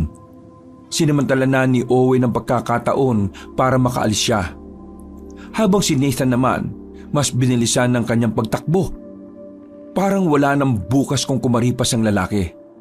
Paglingon niya, nakita niyang ang bibilis din ng mga alamanhig. Parang mga gagamba kung gumapang. Buti na lang ay nakahanap agad si Nathan ng maaakyatan. Merong mga nakatambak na sako ng buhangin sa gilid. Dali-dali siyang pumunta sa taas nun. Habang ang mga amalanhig naman ay binabangga-bangga lang ang sako. Hindi makakyat at puro angin lamang ang nagawa. Samantalang nakapagpahinga ang binata, pero hindi pa siya ligtas sa mga sandaling yon. Alam niya na hindi siya lulubayan ng mga aswang, kaya wala siyang kasiguraduhan kung makakaalis pa ba siya sa kanyang kinalalagyan. Pambirang buhay to. Ano? Di nyo na ako iiwan? Di bale, nakarating na naman siguro si Owen kay mama. Yun naman ang mahalaga eh. Bumuntong hininga na lamang ang binatang si Nathan. Nakatayo lamang siya roon at habang tumatagal, nakakaramdam na rin siya ng ngalay. Kinakabahan na siya. Pakiramdam niya ay matutumba siya kapag tumagal pa siya nakatayo roon. Lumingon-lingon ang binata. Naghahanap siya ng malilipatan, pero wala siyang makita. Tanging malinis na kalsada lang ang naroon. Nalintikan na talaga. Mawawala na sana ng pag-asa ang binata nang biglang may bumato ng gasera sa mga amalanhig. Mabilis na kumalat ang apoy sa mga aswang. Nagpulasan ang mga yon. Dali! Bumaba ka dyan! Nandito kami, bilis! Nakita niya ang maglolong Pedring at Yangyang. Hindi na siya nagsayang ng oras. Bumaba siya at kumaripas ng takbo palapit sa dalawa. Nang makalis na sila roon, nagtago sila pansamantala sa gilid. Hindi sila namamatay sa apoy, pero iritado sila sa ganon. Nawawala sila sa wisyo. Maraming salamat po. Buti na lang dumating kayo. Kung hindi, baka hindi na ako nakaalis doon. Kinailangan kasi naming maghiwalay ng kapatid ko eh. Nasa factory sila ngayon. Hindi lang ang mga yan ang problema natin. Ano pong ibig niyo sabihin? May isa sa mga amalanhig ang may kakaibang kakayahan. Nakakatayo siya at merong isip na parang gaya ng sa tao. Alam kong kasama niyo na ang Amazonang may dala ng espada ng urka. Pero hindi ko alam kung kakayanin niya ang sinasabi kong yon. Pero halika, puntahan natin ang mga kasama mo. Iikot lang tayo sa kabila. Madilim ang daan na tinatahak nila Nathan. Noong mga sandaling yun ay naririnig pa nila ang mga hiyawan ng mga aswang. Hindi matigil ang pagtindigan ng mga balahibo ni Nathan. Pakiramdam niya, nagkalat na sa buong lugar ang mga aswang. Makalipas lang ang halos 15 minutos, natanaw na rin niya ang factory. Nagmamadali silang makalapit doon. Pero ang inabutan lang nila ay si Owen at Joren pati na rin ang babaeng si Ohana. Nasaan sila mama at papa? May napadaan na truck ng gulay kanina. Isinama na namin sila ron. Bakit hindi pa kayo sumabay sa kanila? Hindi ka namin kayang iwan niya. Diyos ko naman oh. O siya, isipin na lang natin kung paano natin haharapin ang mga aswang. Ikaw pala ang Amazon ang nangangalaga sa espada ng urka. Anong pangalan mo, Iha? Ohana ang pangalan ko. Ang huling tagapangalaga ng espadang urka. Hindi na nagdalawang isip pa ang matandang si Pedring. Kinuwento na rin ito ang tungkol sa isang namumukod tanging aswang na may kakayahang mag-isip ng gaya ng sa tao. Kahit ang babaeng si Ohana ay nabigla rin. Pero hindi ito makikita ng kahit na kaunting takot. Sa halip, mas lalo pa itong ginanahan. Kung ganon, mas magagamit ko pala ang tunay kong kahusayan. Mawalang galag na pero alam mo na ba kung papaano gamitin ang tunay na lakas ng urka? Opo, matagal ko na itong inaral. Napatango na lamang si Mang Pedring. May tiwala naman ito kay Uhana. Pero nababahala lang talaga ito sa pwedeng mangyari. Lahat sila ay walang ideya kung gaano nga ba talaga kalakas ang kanilang kakalabanin. Pwede na kayong sumabay kung sakaling may mapadaan ulit na truck. Kakayanin ko ng kalabanin ng mga amalanhig. Pati na rin ang namumukod tanging aswang. Hindi, sasama kami sa laban. Wala kayong magagawa. Hindi naman namamatay ang mga amalanhig kahit na anong gawin nyo.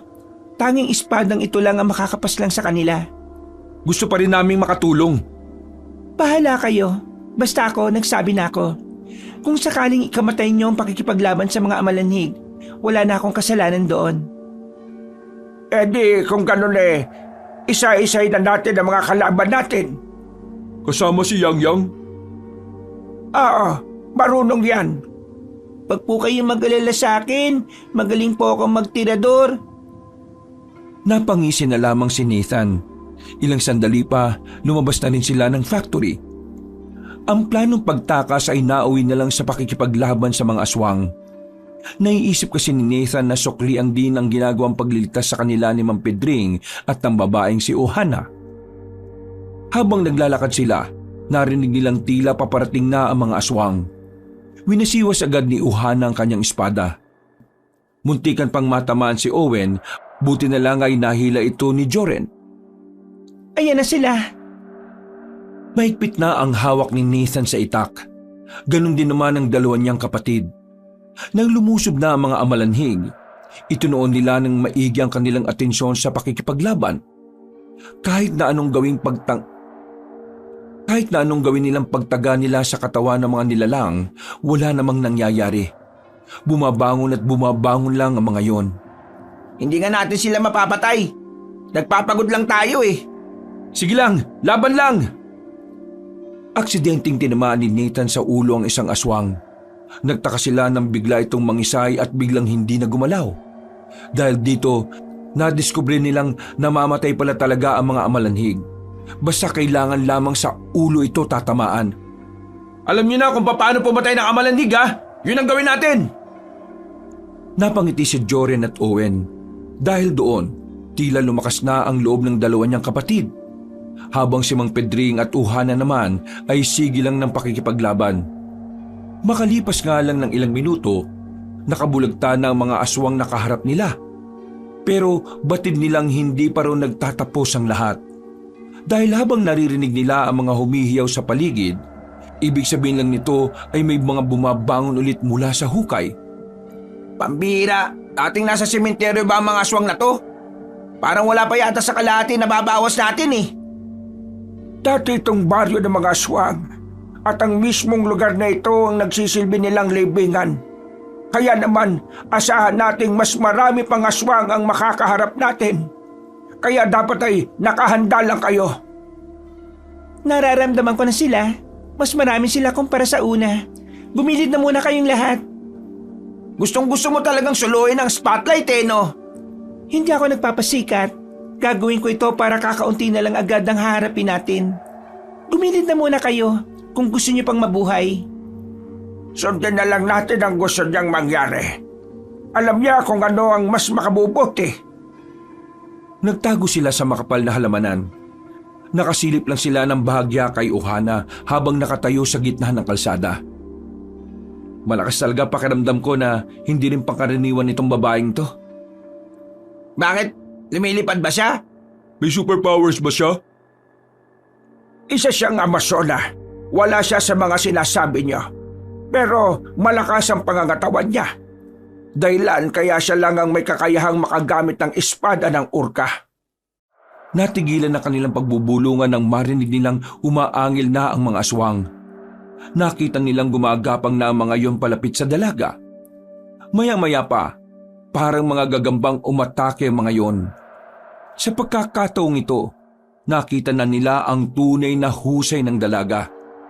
Parang sumasayaw-sayaw lang ito habang winawasiwas ang kanyang espada. Bawat hataw ng dalaga nangingisay ang mga aswang. Hindi makatama ang mga amalanhig. Manghang-mangha naman ang magkakapatid. Para kasi silang nanunood ng isang pelikula. Grabe, totoo ba itong nakikita ko? Nakakahanga talaga. Hindi tumigil ang babae sa pakikipagpatayan sa mga aswang. Habang tumatagal, natatambak lang ang mga bangkay ng mga amalanhig. Patuloy lang ang dalaga na parabang hindi napapagod. Iharap niyo sa akin ang tumatayong pinuno ninyo. Nang sabihin niyo ni Uhana, natigilan ng ibang aswang. Nagtaka si Mang Pedring dahil yun ang una niyang nakita ang mga amalanhig na nag-aalinlangan. Pero hindi pa rin pinalagpas ni Uhana ang mga natira. Pinagpapapas lang niya ang mga yon at saka lumabas na rin sila Nathan sa kanilang pinagtataguan. Paano sila makakapagsumbong sa pinuno nila pinaslang yun na silang lahat? Ayos ka rin no? Manong, alam mo ba kung saan ang sentro ng libingan nila? Hindi. Ang alam ko lang na libigan na yung matagal ko nang binabantayan. Hindi ko nga inaasahan na mas marami pa palang libingan ang nandito. Napailing na lamang ang babaeng si Uhana. Kung matatagpuan lang kasi sana nila agad ang sentro ng libingan, mahahanap nila agad ang pinuno ng mga aswang. Yun ang dapat unahin nilang paslangin dahil yun daw di umano ang pinakamahirap kalaban. Unahin na lang muna natin itong mga amalanhig bago tayo tumuloy doon sa pinakabos nila. Ama, huwag tayong magmadali. Kung gusto mo, magpahinga ka na muna. Kami na muna ang bahalang umarap sa mga aswang. Hindi ako magpapahinga. Hindi naman ako napagod Kailangan natin magpatuloy. Bago pa makalayo ang mga amalanhig, kailangan na natin silang patayin. Mas maraming buhay ang mapapahamak kapag nakalabas sila ng lugar na ito. Wala silang sinayang na oras ng mga sandaling yon. Naglakad na sila para hanapin pa ang ibang aswang. Bawat madadaanan nilang mga aswang ay agad nilang napapaslang. Pero mag-iisang oras na nilang ginagawa yon. Hindi naman nila nakikita ang kanilang hinahanap. Tumigil sila sandali sa gilid. Pinagpahinga nila si Mang Pedring dahil hinihingal na. Bumuntong hininga na lamang si Nathan. Nililibutan nila ang buong area. Marami na rin silang napatay. Pero nanatili pa rin marami ang mga aswang na naririnig nila. Sinabi ko naman sa inyo, mapapagod lang kayo kung sasama kayo sa akin. Sobrang dami pa nila. Tingin ko, wala pa tayo sa kalahati ng bilang nila. Wala pa sa kalahati? Diyos ko naman Patawarin niyo ako. Hindi ko rin talaga inaasahan. Sa tagal ko na rito, ngayon ko lang din nalaman na malawak pala talaga ang libingan. Hindi ko alam na marami pala sila sa inaakala ko. Huwag niyo nang sisihin ang sarili niyo.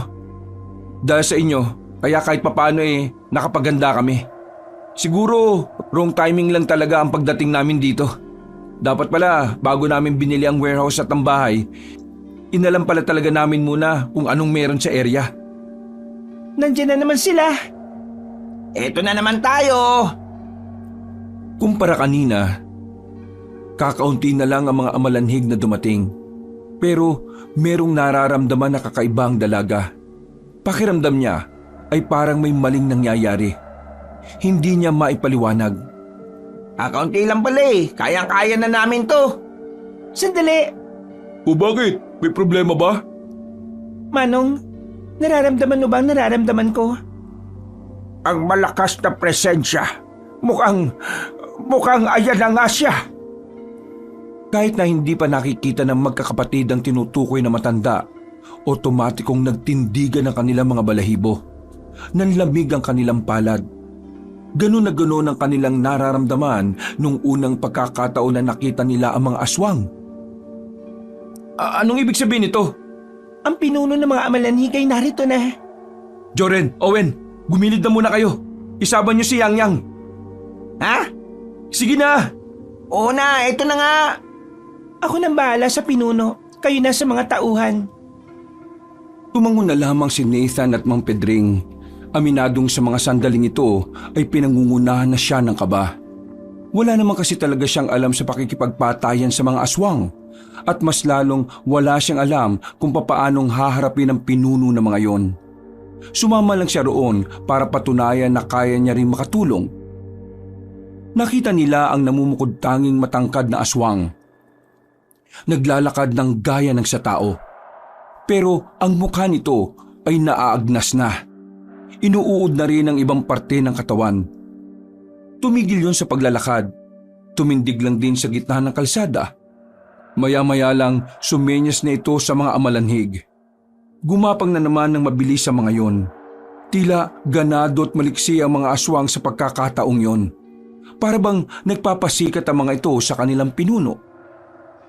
Nang magsimula na ang laban, naramdaman agad ni Nathan ang pagiging tagilid nila sa laban. Nasugatan na siya, hindi pa man tumatagal ang laban. Kaya naman, sumama na rin sa kanila si Joren at Owen. Sabi ko sa gilid lang kayo, di ba? Huwag ka nga ma-pride. Sugatan ka na nga, oh. Kaya ko pa naman eh. Ikaw oo, pero si Mang Pedring hinihingal na. Ay, nakakapagod. Sa likod na muna kayo. Umabante pa si Ohana at sinalubong pa nito ang ibang amalanhig na paparating. Muli nitong hinagupit ng malakas ang espada nito. Marami ang tinamaan at bumulagta at ang iba ay nagtalsikan pa. Akala ko ba walang powers tong babaeng to? Gigil na lumusob ang mga aswang. Katakataka na napapansin nila tila nagbabago na ang kakayahan ng mga amalanhig. Kinakaya na ng mga yon na makatalon. Palagay nila dahil yon sa presensya ng kanilang pinuno. Hoy! O bakit? Sa likod mo! Humarang si Joren kay Owen. Si Joren ang tinamaan ng kalmot ng isang amalanhig. Buti na lang ay hindi naman yon kalaliman. Umayos ka nga! Mapapahama ka pa sa ginagawa mo eh. Sorry ya. Ayos ka lang ba? Oo, ayos lang naman ako. Malayo naman to sa bituka eh. Nang makarecover ay muli silang nagdikit-dikit. Naubos na pala ni Ohana ang mga aswang. Ang natitira na lang ay ang pinakamalakas na amalanhig na nakatayo pa rin doon. Ikaw, alam kong naiintindihan mo ko. Ibabalik na kita sa hukay ngayong gabi. Wala silang natanggap na tugon mula sa nilalang na yon. Pero nakaramdam na lang sila ng malakas na presensya na parang nagpapasikip ng kanilang dibdib. Kinabahan ng tatlong magkakapatid. Kahit na si Mang Pedring ay bigla na lang ding mas hiningal. Humanda kayo. Hindi na tayo bubuhayin kaya... Ha? Biglang umangil ng malakas ang aswang. Tumalon ito patungo sa kanila. Nagpulasa naman sila dahil doon. Tanging si Ohana lang natira sa gitna.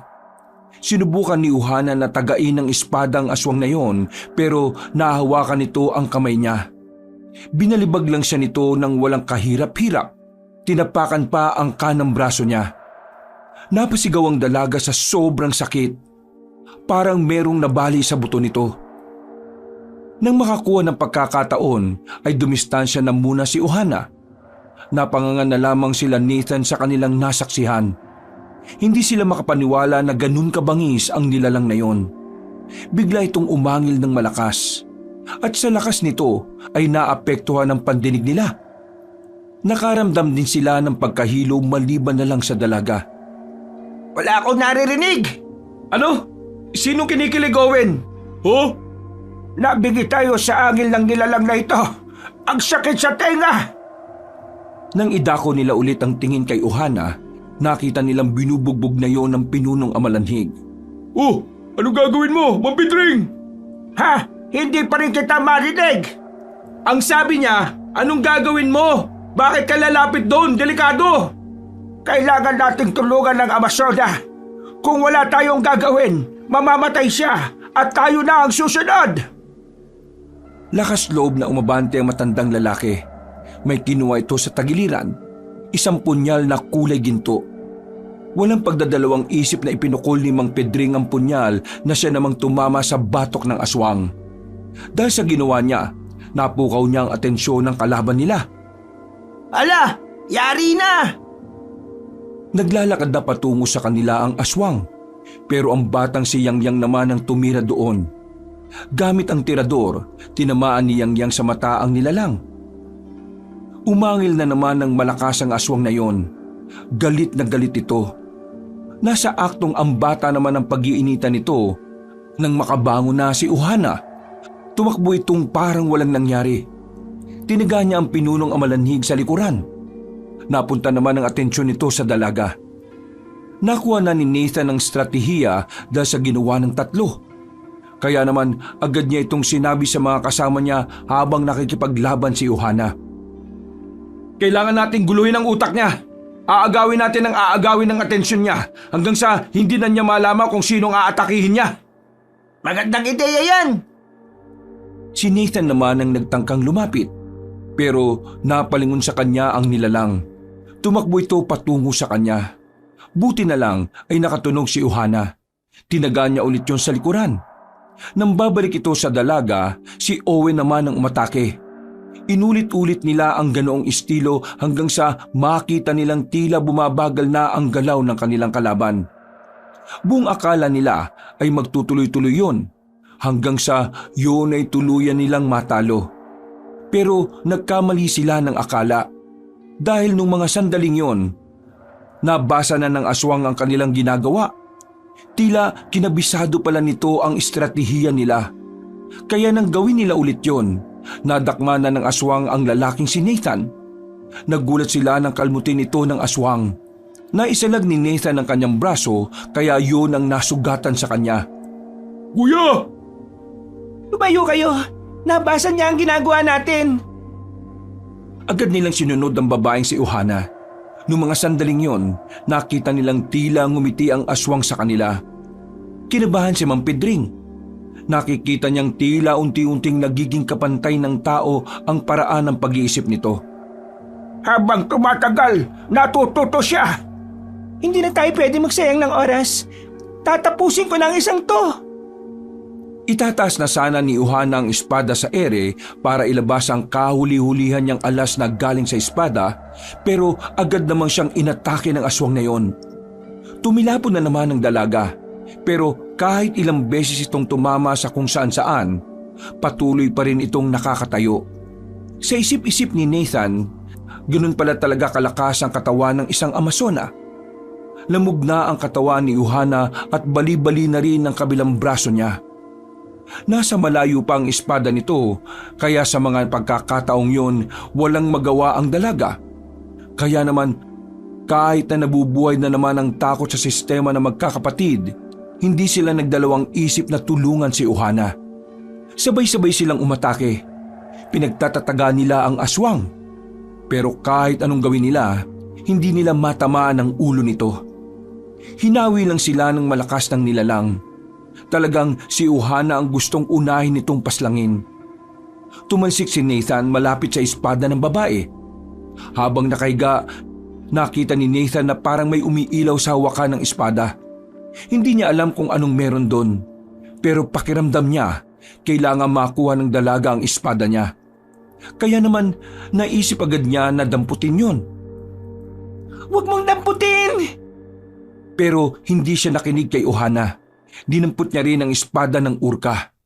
Agad na naramdaman ni Nathan ang tila kuryente na dumadaloy doon. Lingid kasi sa kaalaman nila na hindi maaaring hawakan ng iba ang sandatang yon. Pero kahit na ganoon, tiniis ni Nathan ang kuryenteng nararamdaman niya. Nabuhat niya pa rin yon at saka inihagis kay Ohana. Agad namang natumba sa lupa ang binata. Nakakaramdam siya ng pagkahilo. Pero masaya siya dahil nakita niyang tila bumalik ang dating lakas ni Ohana dahil sa ginawa niya. Nawalan siya ng malay. Nagising na lang siya nang maramdaman ng pagyugyog. Madilim pa rin at nasa likuran na siya ni Owen. Pasan-pasan siya. Tumatakbo sila sa kagubatan. Teka, bakit tayo tumatakbo? Pinatakas na tayo ni Ohana! Ha? Bakit? Akala ko ba lumakas na siya ulit? Lumakas na din yung aswang, kuya. Habang tumatagal ang laban nila, parang lalo siyang natututo. Yung maglolo, nasaan? Anong nangyari sa kanila? Tumakbo na rin sila palis. Yun ang utos ni Ohana. Kapag di tayo umalis doon, lahat tayo mamamatay. Hindi magagamit ni Ohana yung yung espada niya. Yung powers ba yun? Kasi hindi siya makapalag. Nakukonsensya si Nathan noong mga sandaling yon. Naaawa siya kay Ohana pero wala rin naman siyang magawa. Ang pagtakas ang pinakamagandang paraan para hindi sila maubos. Mga ilang sandali lang, bigla na lang pinulikat ang paa ni Owen. Tumumba silang dalawa ni Nathan. Oh, ayos lang ba kayo? Yung pa ako, namumulikat. Ayan, ayos na ba? Huwag mo akong bitbitin. Kaya ko na maglakad. Dumito na muna kayo. Sobrang layo na rin natin sa kanila. Hingal na hingal si Owen habang si Jory naman ay tinalian ng tela ang sugat ni Nathan. Hindi natin siya dapat iniwan. Kailangan niya tayo. Kuya, kung nakita mo lang yung pagpapalit ng anyo ng kalaban natin, baka matay ka pa sa kaba. Hindi na biro yung kalaban natin. Walang magawa si Ohana. Hindi siya pinagpapahinga ng aswang na yun. Inilayo rin sa kanya yung espada niya. Ito na lang ang tanging paraan para makaligtas tayo, kuya. Isa pa, naghihintay na si Papa at Mama sa atin. Kung ano man ang magiging kapalaran ni Ohana sa kamay ng nilalang na yun, kailangan na lang natin tanggapin yun. Ginawa niya talaga yun para iligtas tayo. Huminga na lamang ng malalim si Nathan. Kung siya lang kasi ang masusunod, hindi niya iiwanan ng dalaga. Pero iniisip na lang niya ang mga magulang nila. Ilang sandali lang, narinig nilang humihiyaw ng malakas ang aswang. Hindi nila alam kung ano ang ibig sabihin nun. Nagdulot ito ng pangamba sa kanila. Pangamba na baka sa pagkakataon na yon ay wala na ang dalaga. Tumayo si Nathan. Hindi niya mapigilan ng sarili niya na di mag-alala. Uy, ang kulit mo naman eh. Kapag bumalik ka, masasayang yung sakripisyo na ginawa niya para sa atin. Umayos ka nga! Kuya naman, makinig ka naman sa amin. Hindi, Anong hindi? Yak ka na naman eh. hindi tayo dapat nandito. Takbo! Oh? Takbo na! Nararamdaman kong papunta na rito yung aswang! Ano? Bilis na! Hindi maintindihan ni Nathan ang kanyang sarili sa mga sandaling yon. Kahit kasi alam niyang malayo pa, nararamdaman niya ang presensya ng aswang na patungo sa direksyon nila. Sa tingin niya, dahil sa kuryente na tinamo niya sa espada, kaya niya nararanasan ng ganon. Noong mga pagkakataong yon, kinabahan na naman ang magkakapatid. Napatigil sila sa pagtakbo nang mapagtantong wala na pala silang madaraanan. Sa ibang sabi, dead end na pala yon. Napalunok ng laway ang magkakapatid. Hindi nila namalayo na sumuot na pala sila sa mga magkakatabing puno. Dito tayo! Pumasok sila sa malaking ugat ng puno. Kahit ang magpahinga ay tinitipid nila para lang hindi sila marinig ng nilalang. Makalipas lang ang halos 2 minuto, nakita na rin nila ang aswang. Wala na itong isang kamay. Medyo iika-ika na rin. Pero kita pa rin nila na medyo malakas pa rin ito. Umaangil ang aswang. Inaamoy-amoy sila. Buti na lang, dala-dala pa rin nila ang binigay sa kanila ni Ohana. Dahilan para hindi malaman ng aswang na yon kung saan sila nagtatago. Maya-maya pa, naramdaman nilang tila may tumatakbo. Mabibilis ang mga yabag ng paa. Bigla na lamang lumabas ang babaeng si Ohana mula sa dilim. Lumundag to ng mataas habang hawak-hawak ang espada ng urka. Tinaga ng dalaga ang aswang. Nakailag yon kaya sa balikat lang ito tinamaan. Lalong humanga si Nathan sa dalaga. Hanggang sa mga sandaling yun kasi, buhay na buhay pa rin ang katawan nito. Para bang hindi man lang nakakaramdam ng bugbog. Isang bagay na alam nilang hindi normal na nangyayari sa isang babae. Hindi mo ako matatakasan. Kahit na magpalit ka pa ng anyo ng ilang beses, hindi mo ako matatakasan. Umangil na naman ng malakas ang aswang. Natawa na lamang si Owen nang biglang pumiyok yon at naubo. Dahil narinig sila ng aswang, napalingon yon sa kanilang pinagtataguan. Nagmamadaling gumapang ang mabangis na nilalang patungo sa kanila. Pero agad namang nakaresponde ang dalaga. Hindi na ito nagsayang pa ng pagkakataon. Itinalak niya ang espada sa tiyan ng aswang. Nang hugutin niya ang sandata ay napaatras yun. Pambirang nilalang yan, oh. Hindi ba mamamatay yan? Bakit kayo lumabas? Gigewang-gewang ang aswang, pero kinakaya pa rin itong makatayo. Hindi pa rin ito nagpapatinag. Maging si Ohana ay nagtataka na rin kung papaanong nabubuhay pa rin yon. Tapusin na kita! Umanda ka! Itinaas na ng dalaga ang espada sa ere. Biglang nagkaroon ng malakas na liwanag na nagmumula roon. Sa lakas ng liwanag, wala nang makita pa ang tatlong magkakapatid. Masyado silang nasilaw. Narinig na lamang nila ang huling hiyaw ng aswang. Nang mawala ang liwanag, nakita nila ang ulo ng nilalang sa laban. Gumagalaw-galaw pa ang katawan nito, pero kalaunan ay bumagsak na rin. Tapos na ba? Tapos na ang problema natin? Humarap sa kanila ang dalaga. Medyo bigla na lamang yung nawala ng malay. Buti na lang ay nasalo ito ni Nathan. Uy! Gising! Dumilat sandali ang dalaga. Napangiti na lang ito at saka muling pumikit. Nang matapos ang labanan na yon, inuwi na muna nila ang dalaga sa kanilang bahay. Kasama na rin nila si Mang Pedring noon. Ginamot na matanda ang mga sugat nila. Pero mas inasikaso nito si Ohana dahil mas grabe ang pagkakabugbog ng katawan nito. Ano nangyari sa mga natitirang amalanhig? Kusa na lang silang mamamatay. Namatay na rin kasi ang tinuturing nilang Panginoon. Buti naman kung ganon.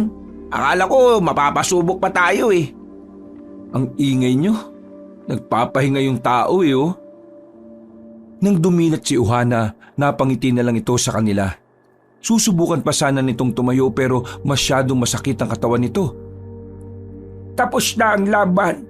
Sa ngayon, kailangan mo munang magpahinga. Nilamog ang buo mong katawan. Maraming salamat sa katatagan ninyo. Mga tunay kayong lalaki. Masaya akong kayo ang nakasama ko sa laban na ito. Makalipas lang ang ilang araw, naging maayos na rin ang pakiramdam ni Ohana. Gustuhin man itong manatili pero kailangan itong umuwi sa baryo nila para ibalita ang nangyari. Kumuhay na lamang ang dalaga habang papalayo ito. Uy, si Kuya!